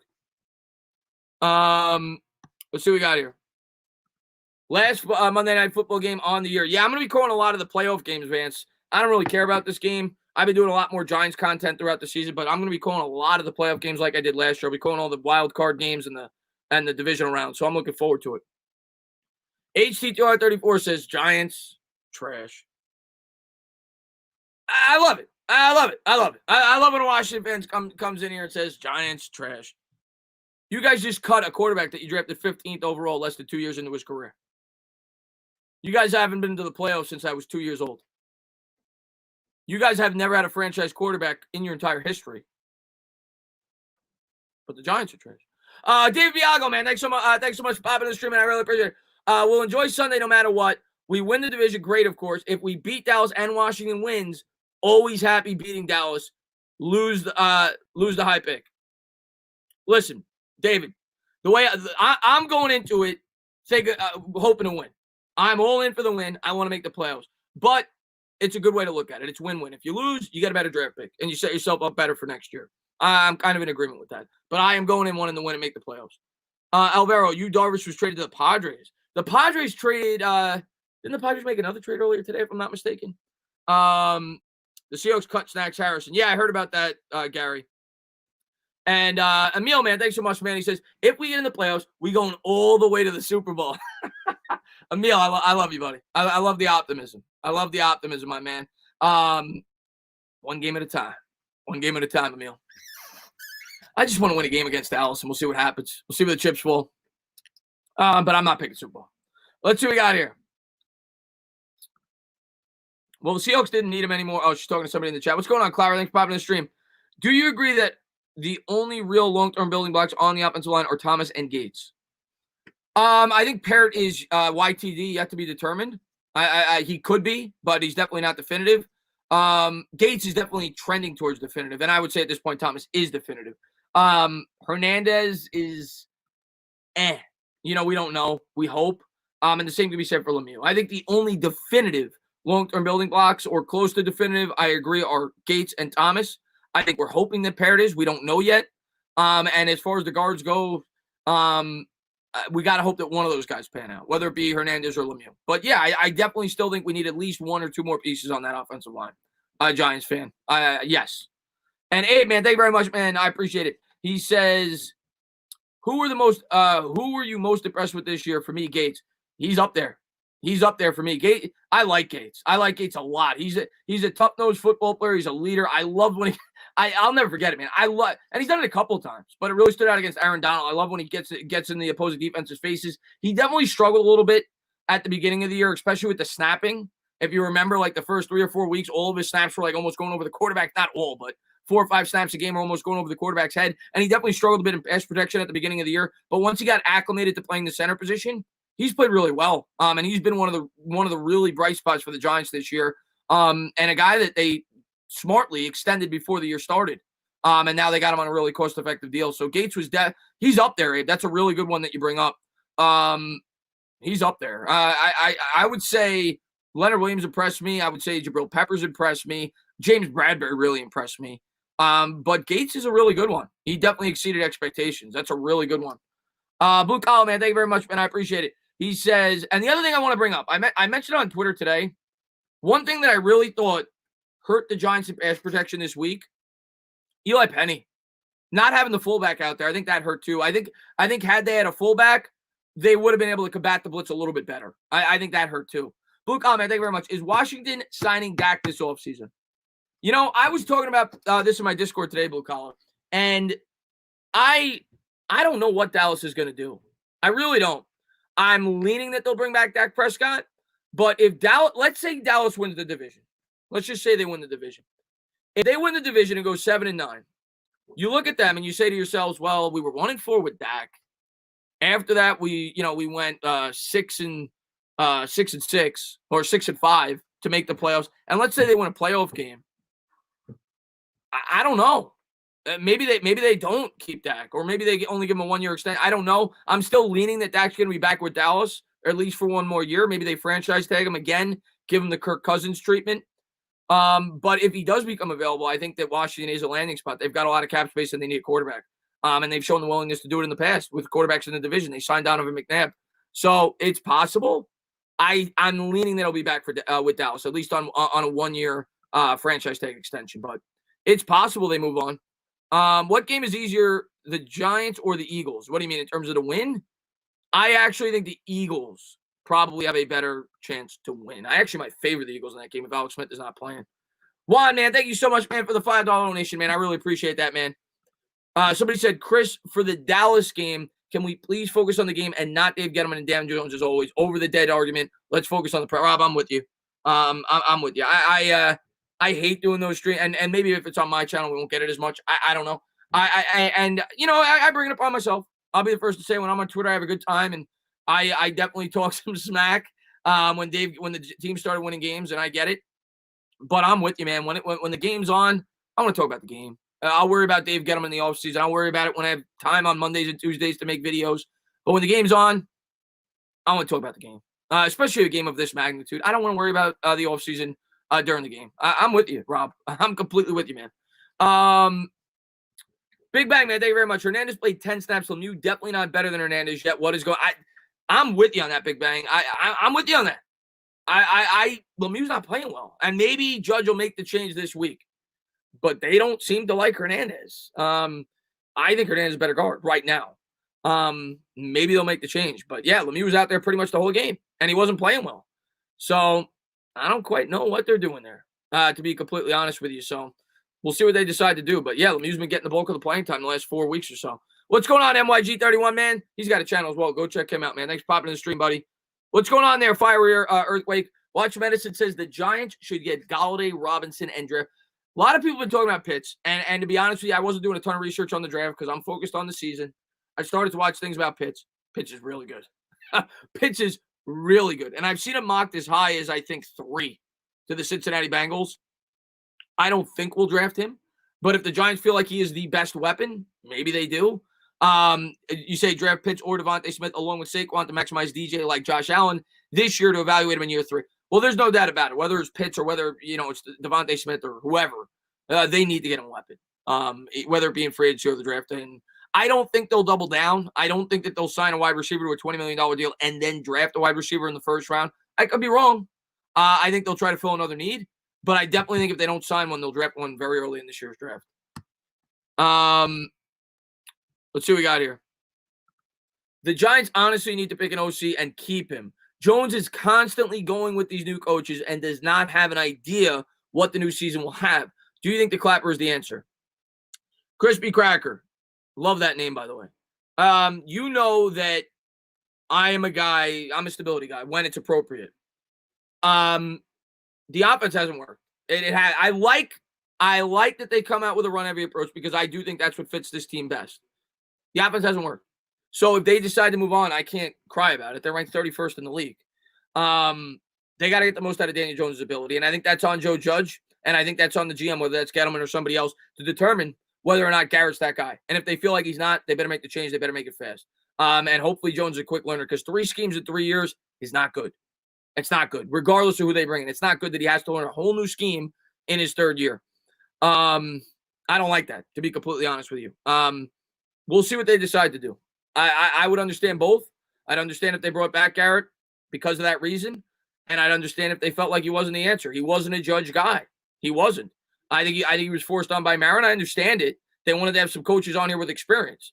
I mean, you're bringing in a 38-year-old head coach that has never coached an NFL football game as even a coordinator. So I understand it. And Garrett had success in terms of being an offensive coordinator earlier in his career. But I'm leaning there. He won't be back. Give Evan a Pro Bowl so it increases his trade value. Chess, not checkers. New Jersey Jake says. What's up, Jake? Jake's the man. Always in my Discord. Great supporter, man. Glad to see you here, buddy. Ash Bunny says, I feel like Kitchens could be the right fit for OC. Offense looked good against Cleveland in the beginning. Yeah, we'll see. I mean, we'll see. I do think that a lot of people said that they were airing out the ball more. I remember, I think it was Justin on Talking Giants said that their average air yards were like much higher under him than under Garrett. I don't know, man. I think it's matchup dependent. Maybe Kitchens will be the guy. Kitchens did wonders in Cleveland. It's why he got the head coaching job. Mayfield loved him and obviously was a horrible head coach. He's got ties to Judge. It's possible. Here's what I'm going to say. They better make the right decision. They better make the right decision no matter what they do, whether they stick with Garrett or whether they bring in Kitchens or whether they bring in another guy. Because I'm telling you right now, if Jones does what he did this year, next year, when you invest a wide receiver, which I think we all agree is going to happen, people aren't going to want to hear about the scheme. So they better make the right decision, and they better get him the right scheme to get the most out of his abilities. Mighty Mango, man, thank you very much, man. If we can get together for a tailgate party, I would love to be there with my son, Big Bang. If all is well with the COVID next year, let us know. 100%, Mighty Mango. 1,000%. You'll hear about that. As long as everything's back to normal. And I'm working on getting license plate guy back on the channel, by the way. I'm hoping to get him this week, who is like the most famous Giant fan ever. I was talking to him on Twitter today. We'll see if he responds. But I'm hoping I get him on the channel this week. But yeah, just remind me because we're talking about tailgates. But yeah, man, I would love. I'm dying to do that. I want to do that. I want to do a road game as well. I just don't like to bother LPG too much. I know he's a busy guy, but I said last week of the season, let's try to get him back on. Juan, man, thank you very much, man. I won my fantasy football championship tonight, so I can afford another super chat. Worried about the G-Men playing zone defense on Dallas. Thoughts? Juan, man, thank you so much. I actually won my fantasy championship. I'm going to tell you, Juan, real quick, my fantasy championship, who I had. I had Kamara, who scored 6 touchdowns. I had Tom Brady, who threw 4 touchdowns in the first half, and then they pulled him. I was pissed. I had Evans, who caught for like 190 yards and a touchdown. And I had another guy with a huge game. I put up like 240 points in my fantasy championship. It was a complete fluke. My team stuck into the playoffs. Maybe the Giants will do the same thing. So I can afford this. Worried about the G-Men playing zone defense on Dallas. Thoughts? Yeah, I just worry about how we match up with Dallas. I don't think that our defense matches up well with their offense because of our corner play. I worry about their weapons. It's not going to be easy. It's not going to be an easy game. We're going to have to put up points to win this game. I don't see the defense holding them to under 24. Maybe they could hold them in mid-20s. I think we're going to have to put up at least 24 points to win this game. And hopefully Daniel Jones has a signature game. It'd be nice to finish the season that way. But we'll see. Ramon, man, thank you very much, man.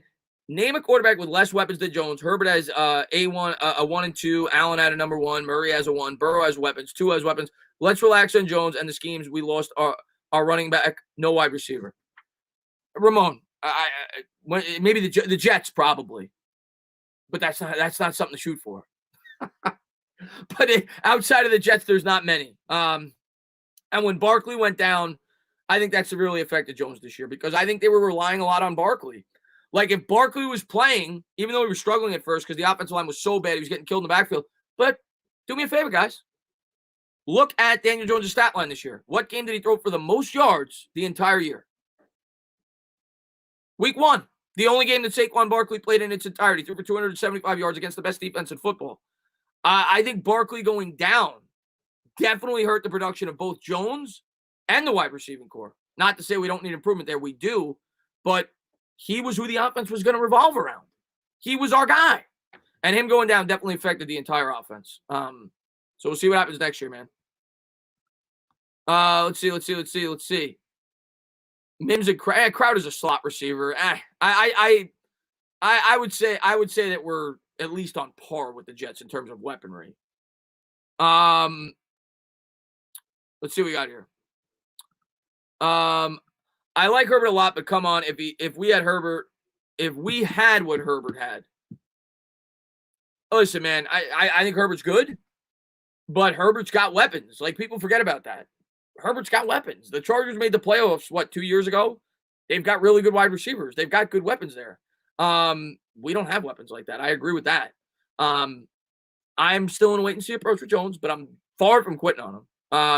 I want them to get him the weapons he needs, and then I think we'll be able to fairly evaluate him. Let's see what we got here. The sports critic is offended by the word. Okay. Why? All right, sports critic. Well, I appreciate you for popping in the stream, man. They do it. Well, good staff. Yeah. Anthony Lynn's going to get fired, I think. I could be wrong. Christian Orr is a great subscriber, and I talked to him from time to time. He's a big Charger. He wants Anthony Lynn gone. So I don't know how good their staff is. I'm not a Charger fan, but I know some Chargers fans don't like their head coach. Sign Will Fuller. I like Will Fuller. I've always liked Will Fuller. The problem with him is injuries, even though I don't think he's really been hurt this year. He is a free agent. He's definitely an option. Who scares you more, Pollard or Zeke? Probably, you know what, at this point, probably Pollard. Pollard's been really good for them. Zahai, man, thank you very much, man. I appreciate it. He says, I don't like this new playoff format. I actually don't hate it. I actually don't hate it. And I know a lot of people hate that an extra team gets in. I like that you reward the team with the best record. The number 1 seed gets the bye, and then you have 3 wild card teams. I don't hate it.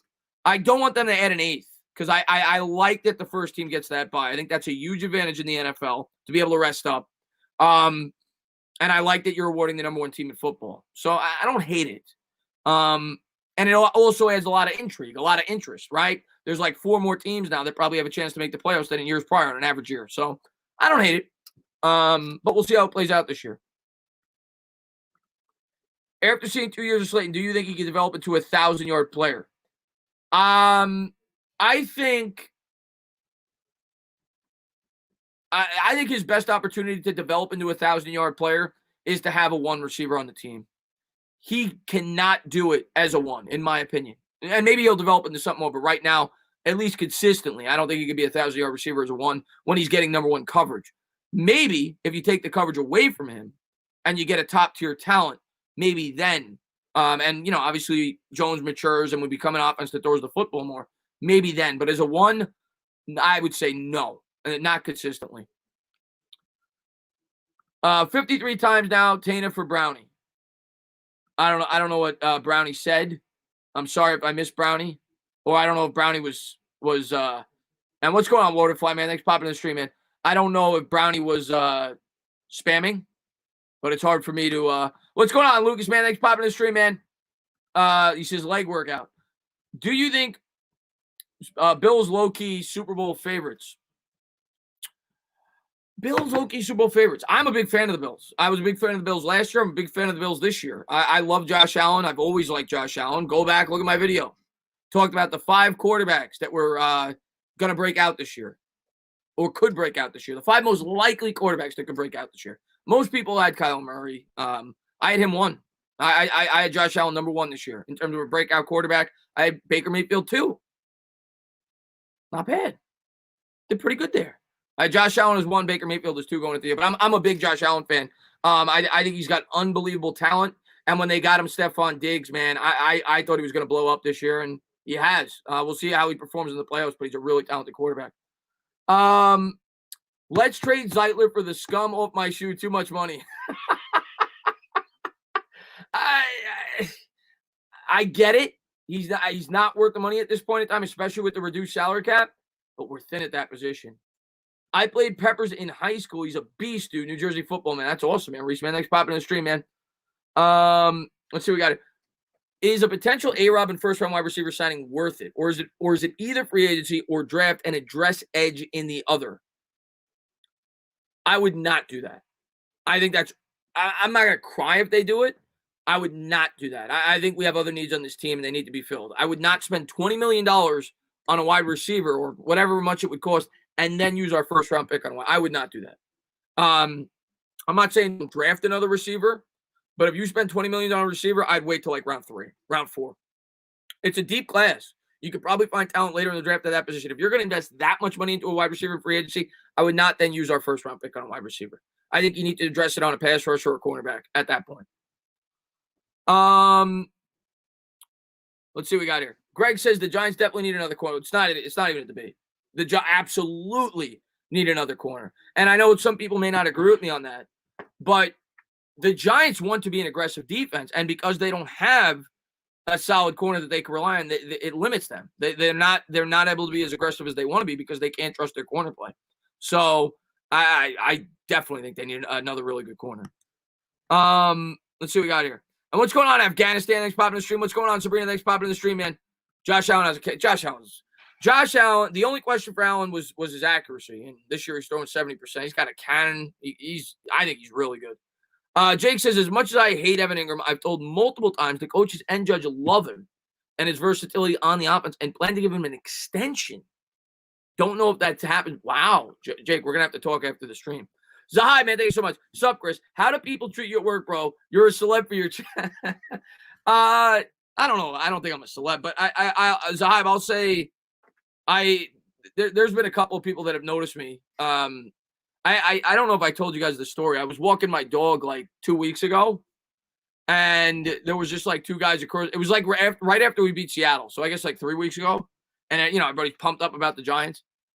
And I was wearing the hoodie. For those of you that don't think I was wearing the hoodie. I was walking the dog wearing the hoodie. And I think that's why they recognized me.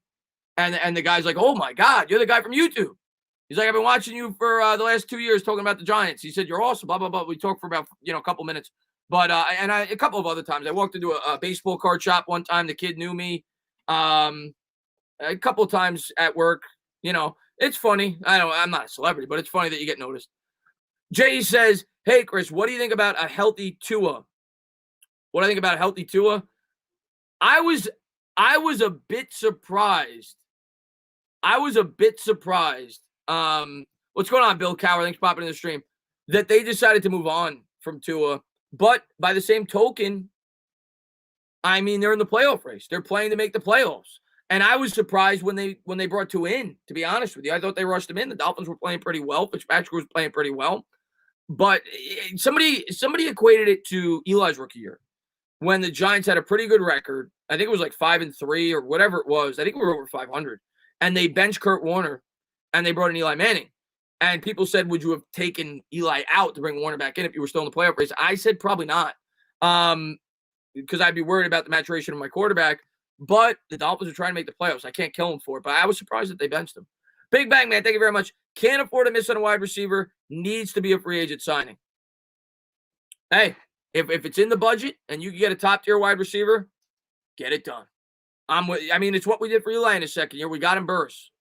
Get it done. Get him the weapon. If you get Allen Robinson and it's in the budget and it doesn't affect the other guys you want to bring back, get it done. I'm okay with it. I'm all aboard. I'm all aboard. Chris, if we get into the playoffs, it's actually very realistic that we make a Super Bowl run.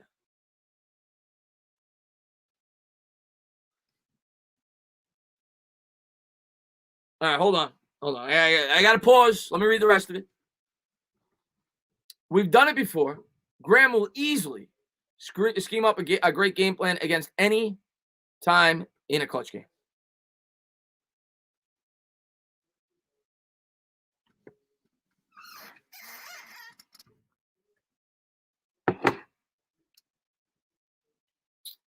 Next question.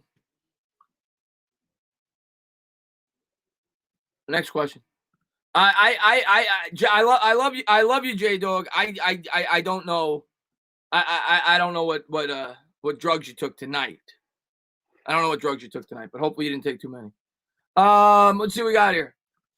I love the Giants, but not a chance we're a Super Bowl team. No, not yet. I hope, but no. I hope, but not yet. He hasn't been watching. I don't think he's been watching his right, man.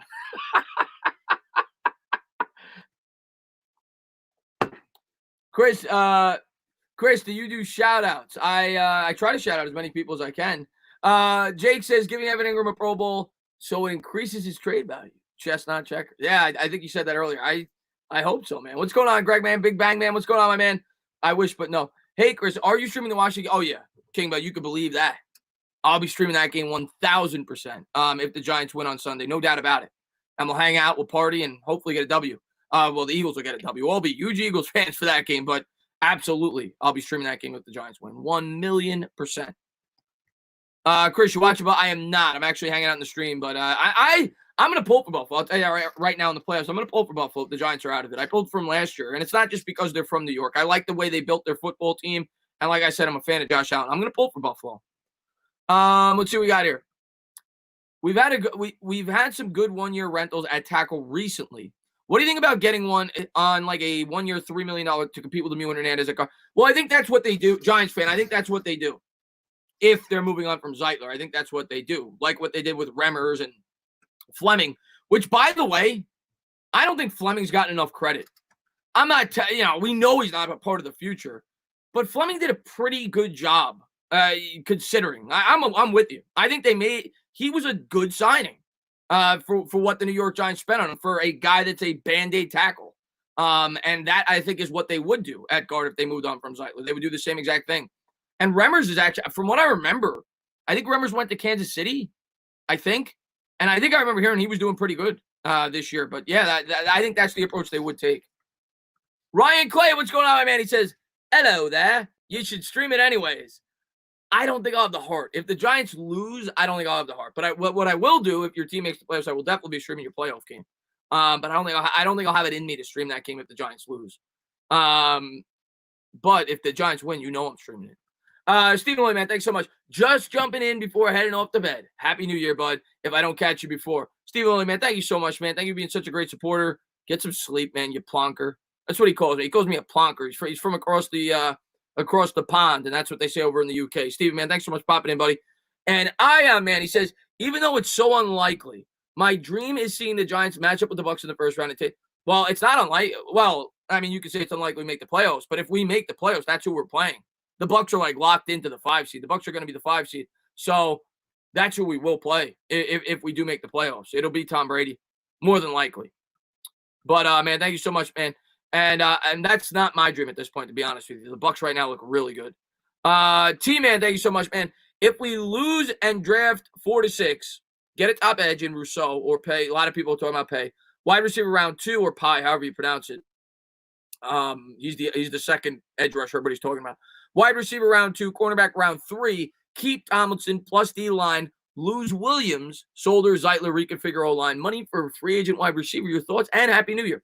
All right, let me Get all this raveled out. Picking 4 to 6. I think realistically speaking, the highest we're going to be picking is probably 6. I think that would require so much luck to get up to 4. So I'm going to say, let's say we pick 6. We get Rousseau. All right, let's say we get Rousseau. We get our edge. Wide receiver round 2. Deep wide receiver draft class. You want to rate the round 2. You have Rousseau really high. I can get on board with that. Cornerback round 3. Keep Tomlinson. $9 million, $10 million a year. Lose Williams, which I think is, if you keep Tomlinson, that's what's going to happen. Solder, Zeitler, reconfigure the O-line. If you do that, like I just said earlier, you're going to have to bring in at least somebody with experience at the guard spot in case things aren't working out. Money for a free agent wide receiver. It's all dependent on the cap space. But our only chance to bring in a free agent wide receiver is cutting Zeitler. That's the only way it can happen. That's the only way we could come up with enough money. And I think Leonard Williams would not be able to be signed either. Your exact scenario is the only way I think that we'd be able to sign a guy like Allen Robinson. And maybe they'll like to do that. Maybe they'll keep Tomlinson on a cheap deal and they'll let Leo walk and they'll try to attack a wide receiver. And thank you so much. G-Man Sportsman, thank you very much. Chris, remember Eric Flowers? Oh, God. Eric Flowers. The first year I was on YouTube, I wasn't streaming yet. I didn't stream until about week 8, 7. But I did the post-game videos and the pre-game videos for the Jaguars. First game of the year. Eric Flowers, that game. You as a fan, you go in every year and you're excited. We got Saquon Barkley. You got Beckham. You're excited. Eli, maybe he's got one more run in him. And by the end of the first drive, I said, yeah, we're done. This team's done. Eric Flowers on that first drive was horrible. Like, I don't know if Ryan's still in here. There's a clip of me punching Eric Flowers in the face on my green screen. I could not stand Eric Flowers. That first drive was it ruined my season. The Giant season was over by the end of that first drive. Over. He was horrible.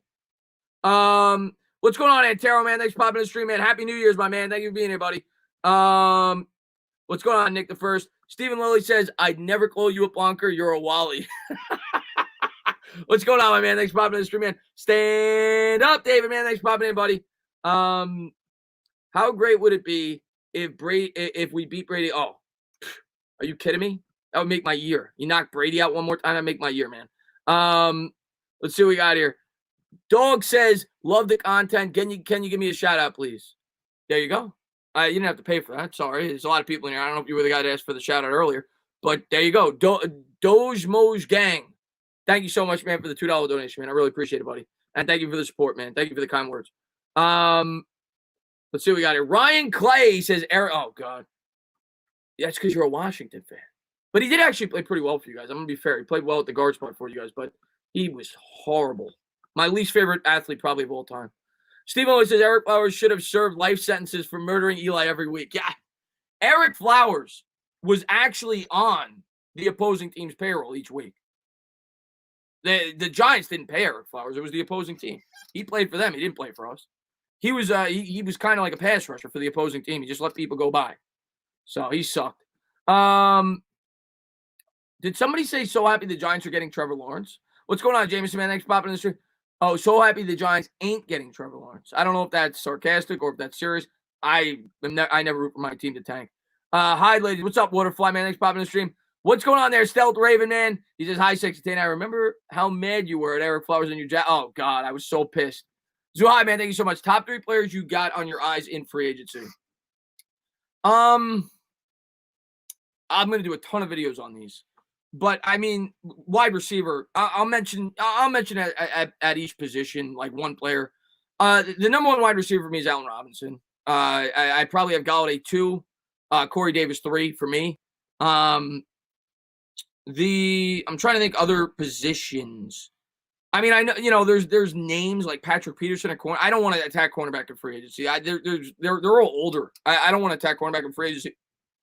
And we already tied up money, obviously, to Bradbury. I'm gonna have to look deeper into it.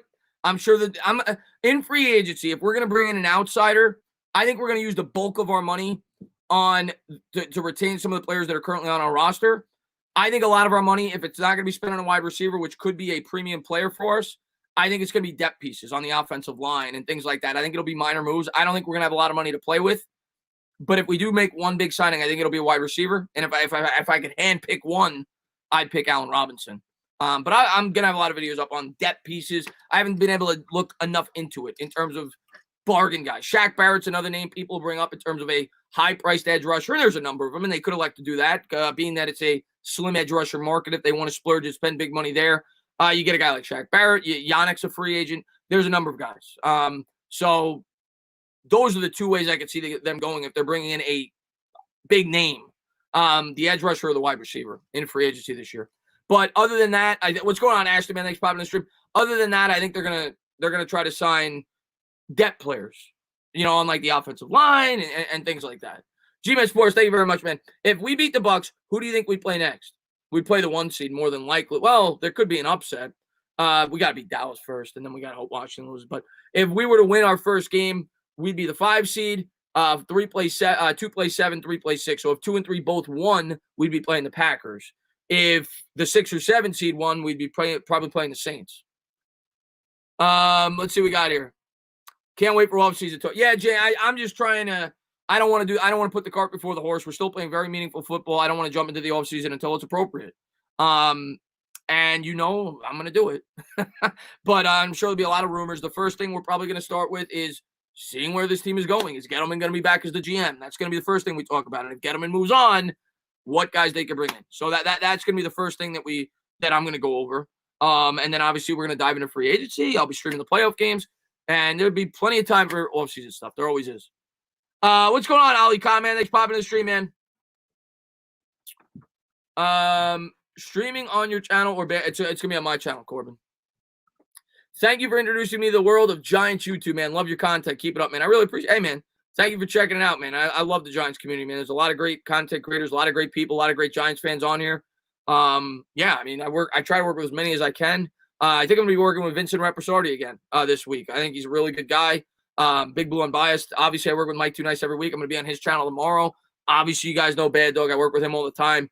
OGR, I need to work with more. PTA Sports, Kid Blue, The Hub. There's so many great New York Giants. Obviously, Bobby and Justin over on Talk of Giants. There's so many great New York Giants content creators. Lionel Russell, man, thank you very much.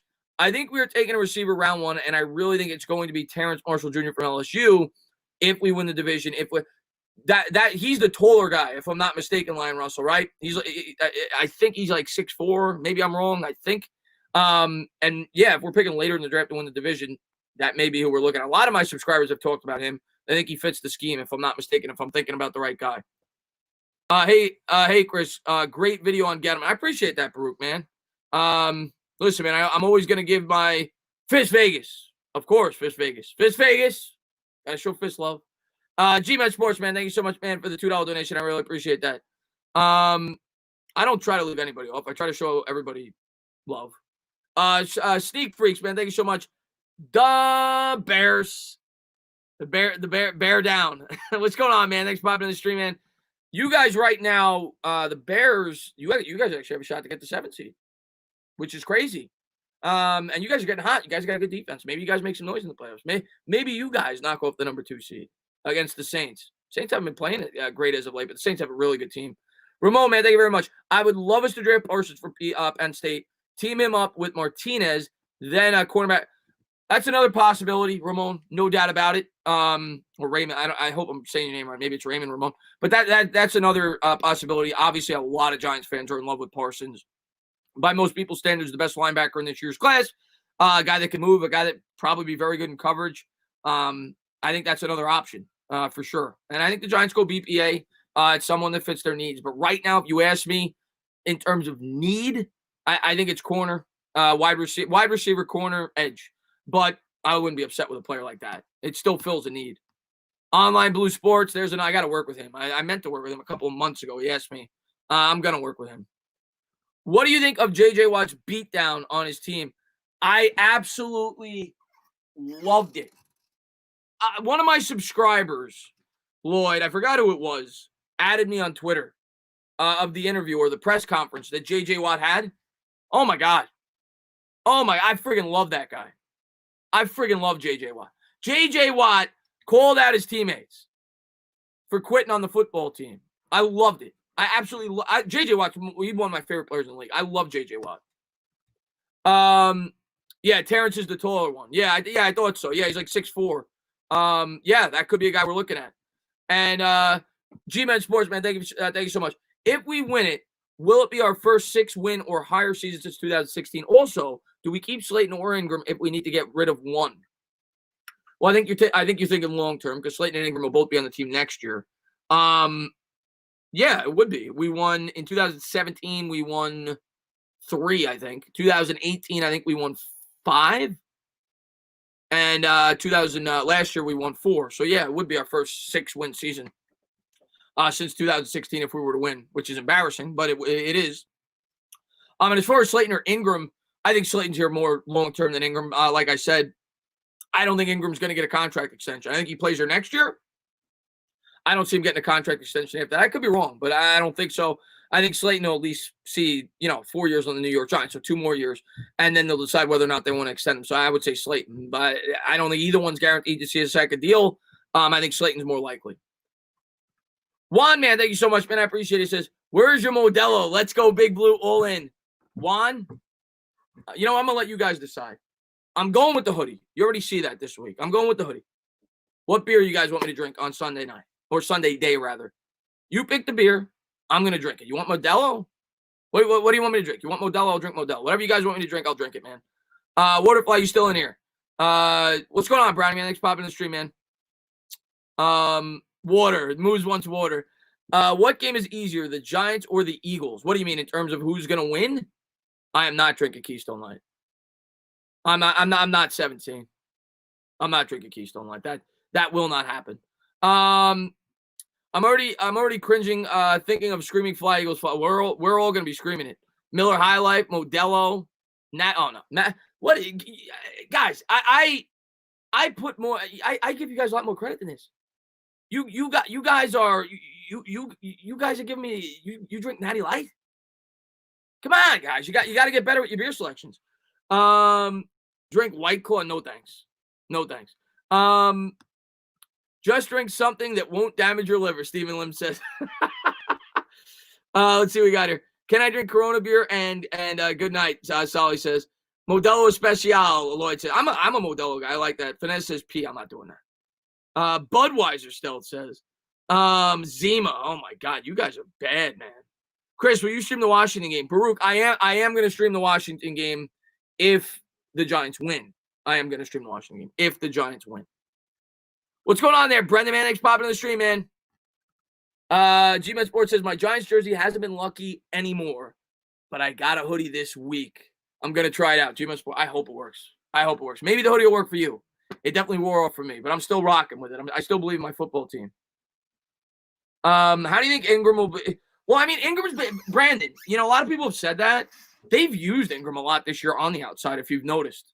So, it would be interesting to see if I could get those numbers at the end of the year, how he was used in terms of where on the field as opposed to other years. But to me, I've noticed him being used a bit more on the outside this year than other years. They've used him on the outside a decent amount this year, Brandon. What's going on, Tony, man? Thanks for popping in the stream, man. Slick. Josh Allen's a beast. I didn't get to see the game tonight, but Josh Allen's a beast, man. Yes, my hoodie is on its way. I should have it by game time next week. That's awesome, Baruch, man. Let's see what we got here. Stella. Yeah, I drink Stella a good amount. Maybe I will drink Stella this week, but I want to kind of switch it up. What's going on, Aiden? He says, which game will happen more likely than the other? The Giants in or the Eagles win? I think it's more likely the Eagles win. I'm not trying to be pessimistic. I'm trying to give you guys my honest opinion. If Alex Smith isn't playing, I think I'm picking the Eagles. If Alex Smith is playing, I slightly favor Washington, but I still give the Eagles a very good chance to win. Top 3 beers. Cookie Monster named one of them. I love Guinness. I would say Peroni, Guinness. I'll go with Modelo. I do like Modelo. What's going on, Baster, man? Thanks for popping in the stream, man. What was Evan Ingram's injury? Is he going to be ready for Dallas? I gotta look more into that, Kevin. I worried about when he went down. The first thing I worried about was that it was his Achilles, the way that he was testing out his foot and everything, going back and forth. But I think we would have heard about that if that was the case. Hopefully it's nothing more than a minor sprain and he plays this week because we're going to need him. Drink Purple Haze. That's a beer, right? There is a beer named Purple Haze, if I'm not mistaken. I forget who makes it. I think I've had it before. But thank you so much, man. All right, Chris. Gotta stop spending money. I don't want to go broke. Thank you for being here. Just gotta admit it, John. Oh, you guys kill me, man. You guys kill me. Just gotta admit it, Giants better than Chiefs. That's like saying my high school. That's like saying the New York Knicks are better than my high school basketball team. That's how bad the Knicks are. No, I'm kidding. Yeah, I'll beat a Purple Haze. I've had it before. Giants are Super Bowl bound. Change my mind. This year? I'm not even gonna waste my time. You keep. I think you're dreaming right now. I think you're dreaming right now. I feel like we have a better defense than the Chiefs. Maybe not good enough. Bro, Diggs 3D.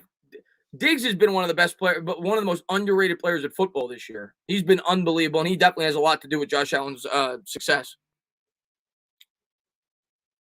Tana, you like Thomas? Would you draft? I love Thomas. Thomas has gotten better and better and better. If I had to, I would still take a tackle. So, yeah, I probably would. He's gotten better. I think he's only going to get better. Some people would say Becton, and that's fair. Becton's played really well for the Jets. I think I would still go with Thomas, or I wouldn't be upset if they went with Thomas. I'll say that. We needed a tackle. So I would definitely go tackle again. And I would maybe Wirfs, but Wirfs plays on the right side. And Wirfs has Brady, and that definitely helps him. So I got to see another year, but I definitely still would have went tackle.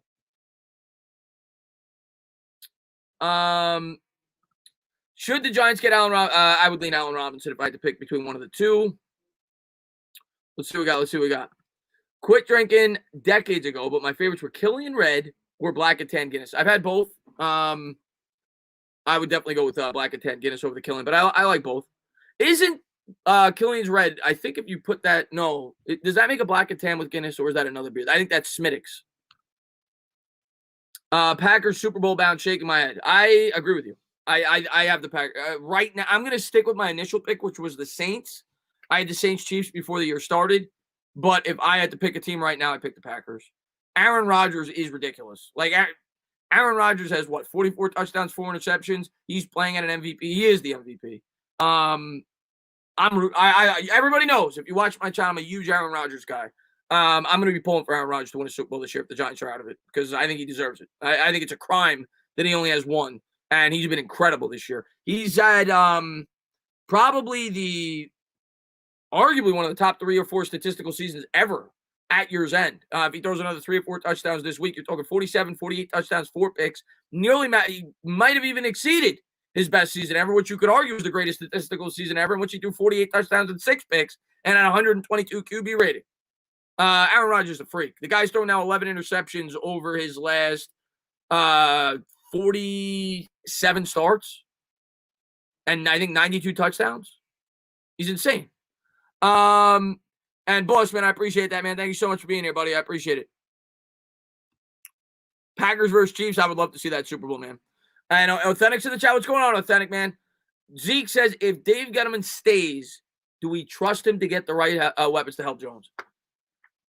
If Gettleman stays, I hope he gets the right weapons. And he's tried to get weapons in the past with Carolina, and it hasn't worked outside of McCaffrey. I'm gonna say this: regardless of who the GM is, Zeke, they're gonna try to get weapons, whether it's Gettleman or whether it's whoever. I am fully convinced of that. The question is, can they evaluate the right weapons? But I don't think picking in the first round with as deep as a wide receiver draft class as this is, and as strong as a wide receiver draft class as this is, by all accounts, I think they're gonna find a good wide receiver if they take one.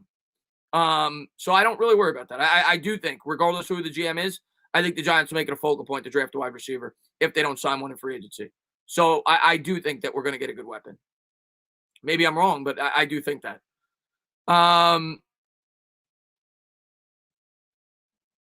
Let's see what we got here. Mahomes, Rodgers, Wilson, 1, 2, 3. I'd agree with that. Rodgers and Mahomes is close to me. Obviously, long-term, you're going Mahomes. But Rodgers, Mahomes, right now, it is like tied for me. And Wilson is a distant 3, but still great. That's how I'd evaluate those 3. Would you want to trade down, then get a wide receiver? Depends on the package. Depends on how far we'd have to trade down. I'd definitely be open to it. It obviously also depends on where we're picking in the draft. If we're picking 5 or 6 and you could trade down to 10 and still get a good receiver, I'd be open to it. It depends on where we're going to be picking. I think the Packers are going to lose to the Saints. Changed my mind. I wouldn't be shocked if that happens. But here's what I'll say, and here's why I would not pick the Saints personally against and I picked the Saints to go to Super Bowl. So I completely respect the Saints roster. I think they have the best 53. Them and the Ravens probably have the best overall 53-man roster in football. They have a great team in terms of talent throughout the roster. Here's what I'll say, why I would pick the Packers versus the Saints. Drew Brees, outside of a dome, is not the same quarterback. Now you're asking him, and Drew Brees to me at this point is game manager. He's still, he can still win games, but he's got a great team around him. I don't trust Drew Brees in Green Bay in like 10-degree weather. I'll take Aaron Rodgers all day in the frozen elements. Drew Brees versus Aaron Rodgers. It's not even close. Give me Aaron Rodgers all day, every day. If it was in New Orleans, I might go Brees. In Green Bay, Drew Brees ain't going into Green Bay and winning that football game. And so, man, thank you so much. Hear me out. Get Allen Robinson and a first-round wide receiver. A lot of weapons make life so much easier.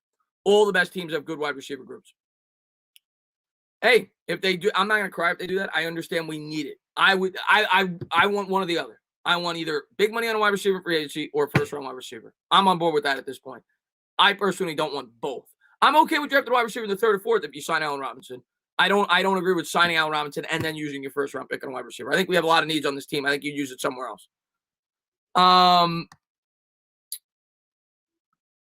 Let's see what we got here. Yeah, dome team doesn't beat a hot rod. Albert, I'm with you, man. I don't see Brees going to Green Bay. We're not talking about Eli. We're not talking about Eli in his prime. He was used to the cold element. You're asking a dome quarterback, Drew Brees. Well, I don't like the bash. I love Drew Brees. Great guy. Go look at Drew Brees' splits. I say it all the time when people try to compare Aaron Rodgers to Drew Brees. Go look at Drew Brees' splits. He's got like a career 92 QB rating outdoors. He's like 112 in a dome. He ain't going in to Green Bay and beating Aaron Rodgers. I'm telling you right now, it ain't going to happen. But thank you very much, man. Let's see what we got here. Who do you want if we don't make the playoffs? Probably the Bills in the AFC. That's probably who I'll be pulling for. And Green Bay in the NFC. I like Aaron Rodgers. Isaac, man, thank you very much, man. I appreciate it. Stephon Gilmore has $7 million due on his contract. Would not mind trading for him in the offseason. You kidding me? I would love him. The Patriots maybe in rebuild mode. Maybe. I doubt it. Really good player. Damn, I wish we had CeeDee Lamb. I'd love CeeDee Lamb. We were never in a position to draft him. By the way, if you guys haven't checked out Authentic and the Beard, please do so. Authentics the man. I got to call you Authentic this week, by the way. I've just been so busy with the holidays and everything else. And we got to talk about what we've been talking about. But CeeDee Lamb is unbelievable, but he was never in the cards. We were never going to be able to draft him. Jeremy, man, thank you very much. Chris, I messed up. I haven't worn my Saquon Color Rush jersey since Seattle. Therefore, we lost all those games. I'm wearing it this week. Sorry. Jeremy, you son of a bitch. I'm blaming you. But as long as you wear it this week, we're good. I've been constipated. That explains it. That explains why we've had a shitty defense. That explains why we've had a shitty defense the last 3 weeks. Patrick Graham's been constipated the last 3 weeks. So that explains it. So you just got the news here. Is Daniel Jones good, or do we need to draft another? Yet to be determined, but we're not drafting a quarterback this year, in my opinion. Let's see. Gustavo says, Entertainer, can you go over the playoff situations for the NFC East? Playoff, and it's simple. There's only 3 teams that can make it. It's the Giants, it's the Cowboys, or it's Washington. The Eagles have been statistically eliminated. They cannot make it. The highest the Eagles could finish in the division is 3rd. And the winner of the Giants-Cowboys game makes the playoffs if the Eagles beat Washington. If Washington wins, they're in no matter what. So Washington and the Eagles play Sunday night. The winner of the Giants-Cowboys game will be watching that game, and they'll be rooting for the Eagles. If the Eagles win, the winner of the Giants-Cowboys game goes to the playoffs. If Washington wins, they're in. That's it in a nutshell. And boss, man, I appreciate that, man. Thanks for popping in the stream, man. Tana, we need to root for the Eagles either way. Yeah, yes, either way. You're right, Simon, because here's the thing. If we lose, obviously our attention directly turns to the draft. If we lose, and you want to get a higher pick. So if we lose, the Eagles winning would help our draft pick. So no matter what, Sunday night, win or lose, we're rooting for the Eagles to win. Because if the Eagles win and we lose, which we'll know ahead of time, we would jump the Eagles for a higher draft pick. So win or lose on Sunday, we're Eagles fans Sunday night. We do not control our own destiny. That's impossible, James. Washington has a better record than we do right now. So we do not control our own destiny. Washington has 6 wins, we have 5. So if we win and Washington wins, Washington has 7. So no, Washington controls their own destiny. They're the only team in the division that does. We need help even if we win. Giants should sign a receiver, not draft one. Draft one would be okay, but sign one and now trusted great receiver. If it's in the cards, and the other thing, we're all talking about, oh, they got to sign Galladay, they got to sign Allen Robinson, we got blah, blah, blah, blah. We don't know if the teams are going to let those guys hit the open market. We said the same thing last year with the edge rushers. Everybody was saying Yannick and this and that. They all got franchise tag. So we got to wait. We got to see if those guys even become available. But if they do, and it's in the budget, I think the Giants will at least entertain it. Let's see what we got here. Demore says we're tanking. Phil, I'm assuming you're an Eagles fan, obviously. I don't think you're going to intentionally lose. You might lose, but I don't think you're going to intentionally lose. I think we can win this one. We were so close last time. We just need to play Darnay Holmes, Julian Love, and James Bradbury at corner. Dalton will target Yadam all day. We need to not play him. I mean, and maybe you're right, but do you really trust Love on the outside? I mean, it's not like Love looked good when we played him on the outside. I don't know. I just think right now that's such a deficiency on our defense. It doesn't even matter who we play at the second cornerback spot. They're going to get picked on. It's why I've been so outspoken and saying I think we need to draft a corner. And I don't know if it'll be in the first round, but I think we need to draft one pretty early in next year's draft.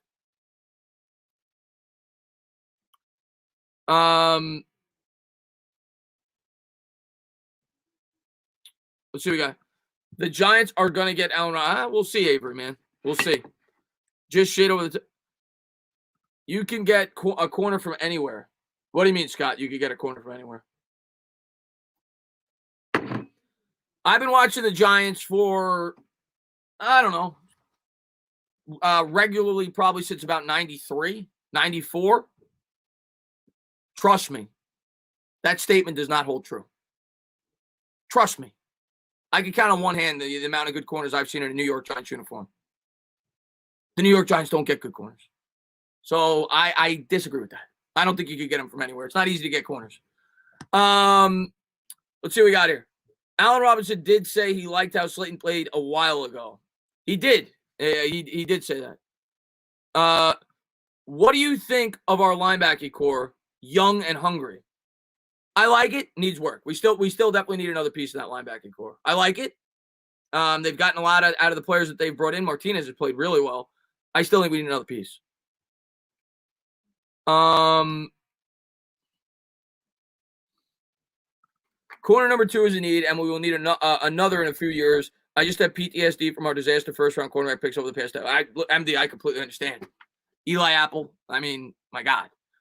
It's definitely a need. And like you said, you can't just think about next year. You got to think long-term. James Bradbury, like everybody, I'm sure everybody thought the same thing about Jenkins the first year during his 5-year deal. Everybody was probably like, oh, he's going to be great forever. Janoris Jenkins was great his first year. Wasn't really great after that. So, yeah, there's no guarantees Bradbury's going to be here in 2024. He's here in 2022 and 2023. You got to think about that, too. When he's gone, you got nobody. So I do think the Giants need to address that in this draft. Zeke, man, thank you very much, man. I appreciate it. He says, sign an edge and a wide receiver in free agency, draft a wide receiver and an edge, and it's on.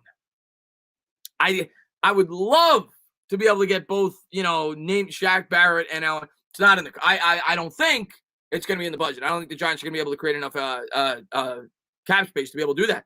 And obviously the pandemic hurt. It's going to lower the cap space, but I would love to be able to do that. Because one thing I will say, as much as I talk about patience and as much as I talk about patience going into this year, one thing I said before the year started, year 3 of Daniel Jones, they need to accelerate the process. This year, I understood thinking long-term. You were nowhere close to winning. You had the schedule. Year 3 of Daniel Jones, You're now entering the third year of a 4-year rookie contract on the quarterback. Obviously, you have the ability to extend on the 5th-year option, but you have to start to accelerate the process now. You have to try to take advantage of that rookie contract, and you have to find out if Daniel Jones is the guy. So if they can be aggressive in free agency this year to fill the holes that they need, they got to do it. I am gonna be in favor of being more aggressive this year if they can. The problem is I don't think they're gonna have the money to go out there and spend like lunatics. Connor, thank you very much, man. I played 2K with CD. I took loads of crap. Go G-Man. That's awesome, man. So you play against CD, huh? Maybe I get him on the channel. Simon, man, he says, draft is rich in wide receivers and free agency rich in quality edges. That's true. A lot of good edges, but it could be like last year. You know, when we talk about, oh, they got all these great edges. They all got franchise tag. And they never got to see the open market. But, yeah, we'll see what they decide to do. I trust me, I'm going to be talking about that extensively. Once the offseason kicks off, free agency, what I would do, players I'd be looking at, and, you know, options that they could go. And I'm sure I'll have multiple videos on that. So we'll talk about it. Who do you think the Eagles should take with their first rounder? It depends on where they're picking. I think they're going to go wide receiver again. As crazy as that sounds, I think they're going to go wide receiver again. And, you know, I think this would be 3 out of the last 5 drafts or 6 drafts they go with a first-round wide receiver. I think they're going to take another one. That's my guess. Let's see what we got here. In the 2018 draft, the Browns pick first, the Colts pick third, and the Giants pick second. The Colts and the Browns are 10-5. It is taking too long. Yeah, I agree, Esar. The Giants screwed up. The Giants didn't rebuild in 2018 when they should have. You'll never hear me. We're a year behind schedule. We're a year behind where we should be. We should have been further along in the process this year. The Giants screwed up. And I say it all the time. 2018, the Giants tried to do 2 things at once, and you can't do that. Big mistake. The Browns didn't.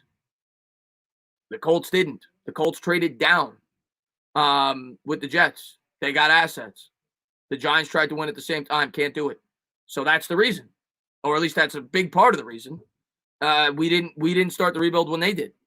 We're a year behind schedule. What's going on, Michael, man? Thanks for popping in the stream, man. He says, do you think the Giants should draft Justin Fields if he dropped? I saw a mock draft where he was available for our pick. I got to look more into him, but I am not on the quarterback. I am not on the quarterback train at this point. I'm with Daniel Jones for 2021. That's me. I know a lot of people don't want to hear that. I know a lot of people have completely quit on him. That's not me. I'm with Daniel Jones for one more year. I see what this team has provided him with, and I see we have so many other holes on this team. Like, let's play the Justin Fields game. Let's say we're picking 9, and he falls to 9, and we get Justin Fields. He's still got the same crappy talent around him. Like, Justin Fields is not going to go from Ohio State, where he's got the cream of the crop in college football, and come to the New York Giants, where they've got this horrible supporting cast and just bull out. So I look at it like, let's fix this freaking team. Let's get this guy the weapons he needs. And if Jones can't do it, well, then the next Justin Fields will come around in 2022, and then he'll have better weapons and he'll be able to succeed here. I don't look at Justin Fields as a quarterback that comes around once every draft. I think you could find a Justin Fields in 2022. I think you can find a Justin Fields in 2023. Let's fix the team around Jones, and if Jones don't get it done, then you go and get your Justin Fields quarterback in 2022, 2023. He's not Trevor Lawrence. That's my take. I'm rolling with Jones for another year. I'm fixing the team around him, and I'm hoping that the kid could produce.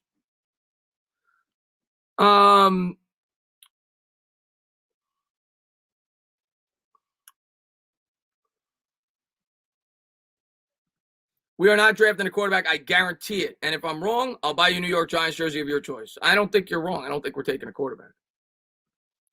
He doesn't come around every draft, and if Jones doesn't succeed, it's a wasted season. But do you think – okay. Finaz, I got a question for you. So, who's the best rookie quarterback this year? Who's the best rookie quarterback this year? Justin Herbert, right? Chargers got probably a better team than we do. They went to the playoffs 2 years ago. They got 5 wins. Rookie quarterbacks don't win. I can tell you, I can count on one hand the amount of rookie quarterbacks that were drafted high in the draft. We're not talking about Dak Prescott. It was a 4th-round pick who came into a great situation. Drafted at the top of the draft by a bad football team. I count on one hand how many went to the playoffs and did any damage when they got there. You're not going to have a winning team next year if you draft a quarterback. You're starting from scratch. You're rebuilding. You're starting to rebuild all over. Tudo, man, thank you very much. I appreciate it. Giants' biggest problem and need is not a quarterback position. That's a fact. It is a fact. It is a fact. We have the same problem that we had when we had Eli Manning. I screamed about it before I was on YouTube, long before. 2012, 13, 14, 15. We have the same problem. We have a crappy team. You think Eli Manning just forgot how to play football in 2013? He was like the top 3 quarterback of football in 2011. We have a horrible team. Let's see what we got here. I would do anything to have Watson as now you're talking different. Deshaun Watson is different. That's a guy with his talent. He'd go first overall. That's a game changer. I don't view quarterbacks in this draft outside of Lawrence as game changers. We need an edge rusher, and that's why Lamar and Baker killed us. That's definitely part of it. That's definitely part of it. The other thing that you could argue with that, Platty, is we didn't have versatile athletic enough linebackers to be able to spy him too. Which a guy like Parsons may come into play, and players like that. But yeah, we definitely need talent at the edge rusher. There's no doubt about it.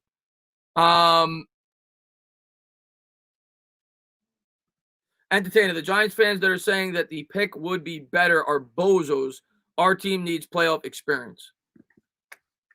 I'm not going to say they're bozos. I understand it, but I'm with you. I would much rather make the playoffs, and I would much rather. I think it's a really good thing that we're even getting this opportunity to play in a pressure-filled game, Week 17. I think it's really good for the growth of our coaching and for our quarterback. And hopefully they show up. Hopefully they cut. I'm looking at this game as a playoff game. I'm going into this game as a playoff game because it is. And it would be really nice to finish the year and be able to see Daniel Jones ball out and win us a football game. I would love to see it. I would love to see it. And I'm excited for the game. I know a lot of Giants fans don't care. I'm excited. I'm excited to see what the Giants do. And I hope Daniel Jones puts the team on his back and gets us a W. We'll see. Bozo here. Cruz says, Bozo right here. I want one of those wide receivers. Listen, Cruzon's awesome. I say it all the time. Cruzon's one of the smartest guys, one of the smartest subscribers. He's right a lot of the times. He's right a lot of times when I'm wrong. We don't always agree. We agreed on the offensive line. He was very outspoken about the offensive tackle this year. And listen, I understand where you guys are coming from. Let's see what we got here. Johnny D says, Tana, been saying it for 2 years. Somehow Belichick is going to leave New England and wind up in a prominent role with the G-Man. Maybe GM, full circle for him. Johnny T, cross your fingers.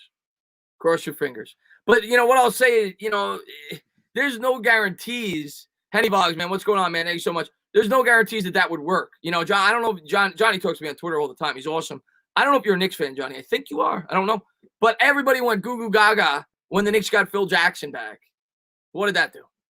So I would hope that Belichick would be great. But if you look at the front office decisions of the New England Patriots in recent years, they haven't been the best. They haven't drafted well. They haven't made the best of trades. Bill Belichick is a phenomenal coach. And I'm not saying I'd be upset if he came here. Trust me, I wouldn't. But it's not a guarantee that he'd be a great general manager when he's not the head coach of the football team. Let's see what we got here. If we stay at 10 in the draft and Gregory Rousseau, Parsons, and Jamar Chase are still there, who do you pick? What do we do in free agency? What holes did we fill in free agency? That's a tough question. And I got to do a lot more research on the draft before I can answer it. But I'd be happy with any one of those guys if we're picking at 10. Any one of those guys, I'd be happy. I would not cry at all on draft night if we ended up with any one of those 3 players. Let's see what we got here. I get we have a D-line, but a great edge rusher helps us tremendously. We can't just depend on every play for Leonard Williams to get a sack every play. We definitely need an edge rusher. There's no doubt about it. We definitely need more talent at that edge rusher. Yes, man, I love it. Want to see how bad Danny does under pressure, and Joe Judge should be used to this. Won a lot of games with Nick Saban and Belichick. Let's go, G-Fam. Love it. Love the positivity, man. Listen, going into the year, if you were a realistic fan, there's no way in hell you thought we were going to be playing meaningful football week 17. And some of it is good fortune that we are. We only have 5 wins. But I don't think anybody thought we were going to win more than 5 or 6 games this year, unless you were a fan that just always thinks you're going to win 10 games no matter what. But I think most people had us pegged for that.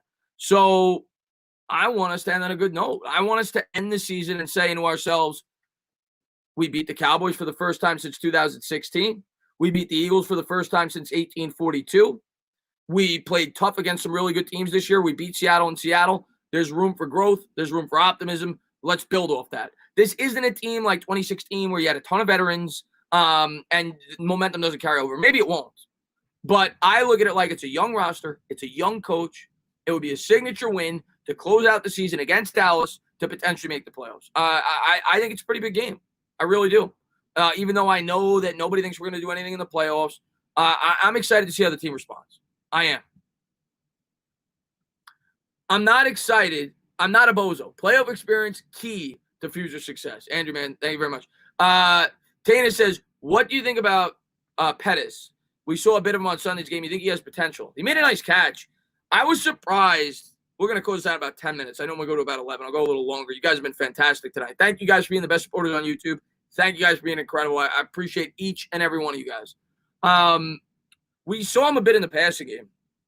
I thought we'd see him in the kick return game. I was really surprised that the Giants brought Deion Lewis back out this week. He had fumbled the two previous games, I think it was. And Pettis is known as a good kick returner. I thought they would use him more in that capacity. Maybe we'll see him there this week. I don't think he's going to do much damage as a receiver this year. I think he's a former first-round pick, second-round pick by the 49ers, a guy that, had a lot of upside and never really panned out there. Maybe. I mean, he could be like that Corey Coleman type guy that a team gave up on that had a lot of potential coming in. Maybe. And then Tara, I appreciate that. And he said, no, thank you, Tana, for the great content. Hey, I appreciate that, man. Thank you very much. By the way, going over to Mike's channel tomorrow. I'm going to be over there with Mike Too Nice. Going to be talking about the Giants. And that should be an interesting conversation. I'm sure it will be. Mike, of course, we don't always agree on Dave Gettleman. I think that'll be a really interesting conversation. Let's see what we got here. I'm not saying this is my first choice, but what would your thoughts be about getting a guard in the second round, assuming we've already gotten a receiver and the corners available aren't great? Interior offensive lineman, center, or guard. And, because you can always move Gates over to the guard. In the second, I wouldn't cry about it. Because right now, the way I look at it is the guard's a need. The guard, do you really trust Will Hernandez right now long-term? Do you really trust Shane Lemieux long-term? So if there was a really good guard there that they felt like could start and be an impact player, I wouldn't be upset with that.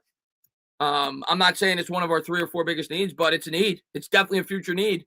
And if they feel there's a really good guard there, I wouldn't be upset with that. I don't think that's crazy to think like that at all.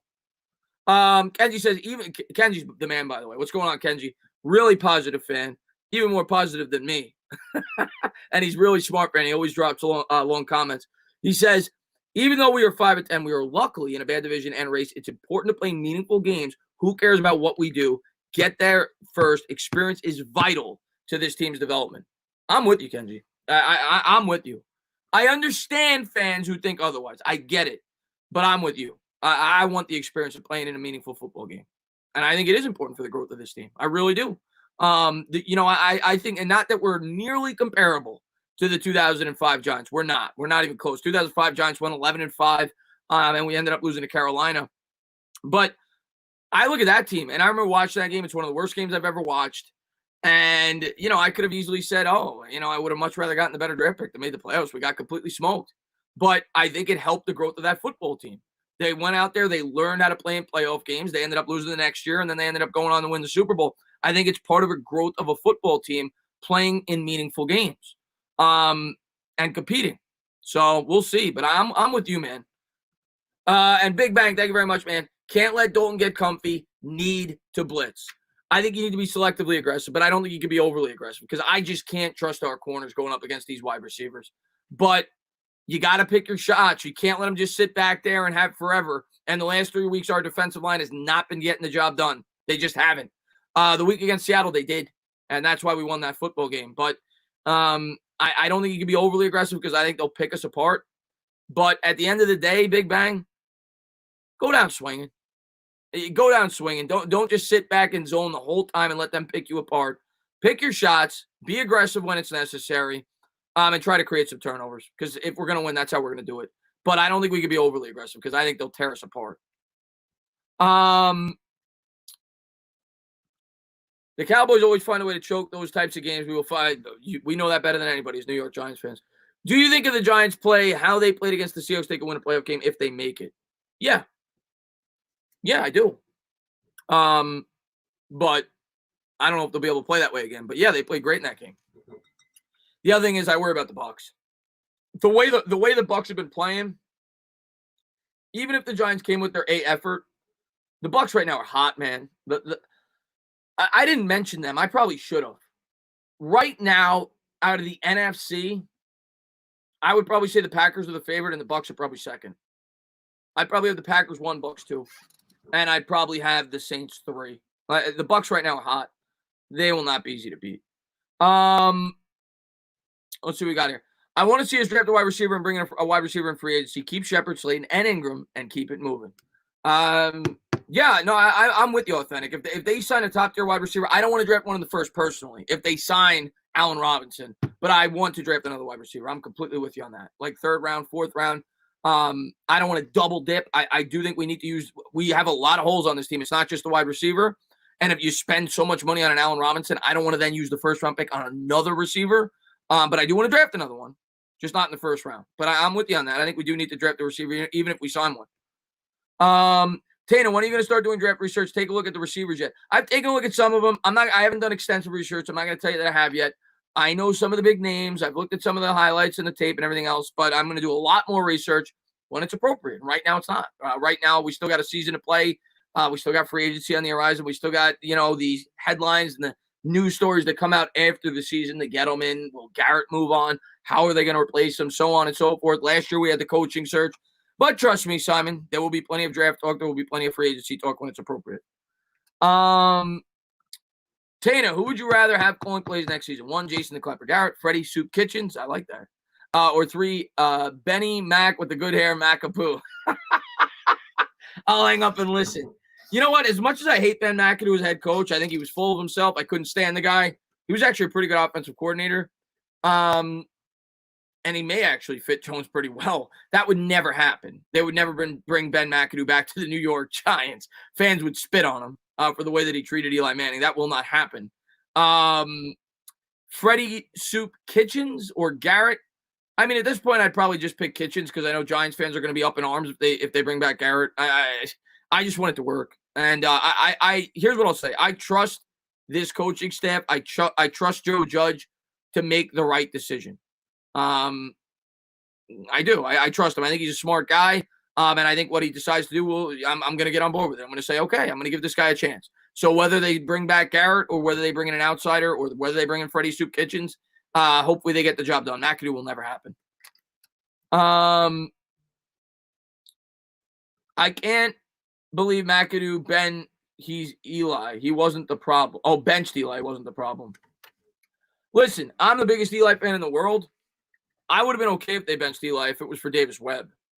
Geno Smith was disrespectful and was ridiculous. Davis Webb, I get it. You want to see what you got. You want to see you're a rookie. I think he was a rookie at the time, maybe second-year quarterback. You want to see what he's got before you could potentially draft the quarterback in next year's draft. Geno Smith was the mistake. I don't care about 3 system. If Jason Garrett's system doesn't work for DJ's skill set, we need to get him an OC that does. Once we get the right system, then we're set. Judge will find the right guy, I'm sure. That's if Jason Garrett is gone. Jake, you know what? I'm on board with it. I'm on board with it. I just want it to work. And I'm going to trust Judge. If Judge thinks, I want to give Garrett another year, I want to stick with this system, I understand it. You want to get a second year. You want to get, as much as we say, if we're being fair, as much as we say that there's limitations to this offense for Jones, there's limitations to this offense for Garrett. and if Gettleman feels, not Gettleman rather, Judge feels that Garrett can get the job done with the better pieces around him, I'm going to trust Joe Judge's judgment. And if he decides, no, this ain't going to happen, he's not my guy, we need to bring in somebody more innovative, we need a different scheme, this doesn't fit Daniel Jones, I'll get on board with it too. I'm going to trust Joe Judge. LA Sports says, what are your predictions for Week 17 NFC's? Huge fan from Toronto. LA Sports, man. I see you all the time on Twitter, man. Thank you so much for all the support. I don't want to pick against the Giants. If you're asking me today, maybe I'll change my opinion as the game gets closer. And maybe I'm still, so down in the dumps off the way the team's played over the last 3 weeks. If you ask me today, if I'm being honest, I'd pick Dallas to beat us. I'd pick Dallas to win by about a touchdown. But I definitely think we could win. I definitely don't think it's going to be a runaway. I know some people think that. I think we'll keep it close. I think it'll be a good game. I think we'll have a chance to win. But right now, I'd probably pick Dallas if I'm being completely honest. But I'm going to be rooting my ass off for the Giants. And in the other game, I'm actually leaning Philadelphia. I'm actually leaning Philadelphia to beat Washington, but it's a coin flip game for me.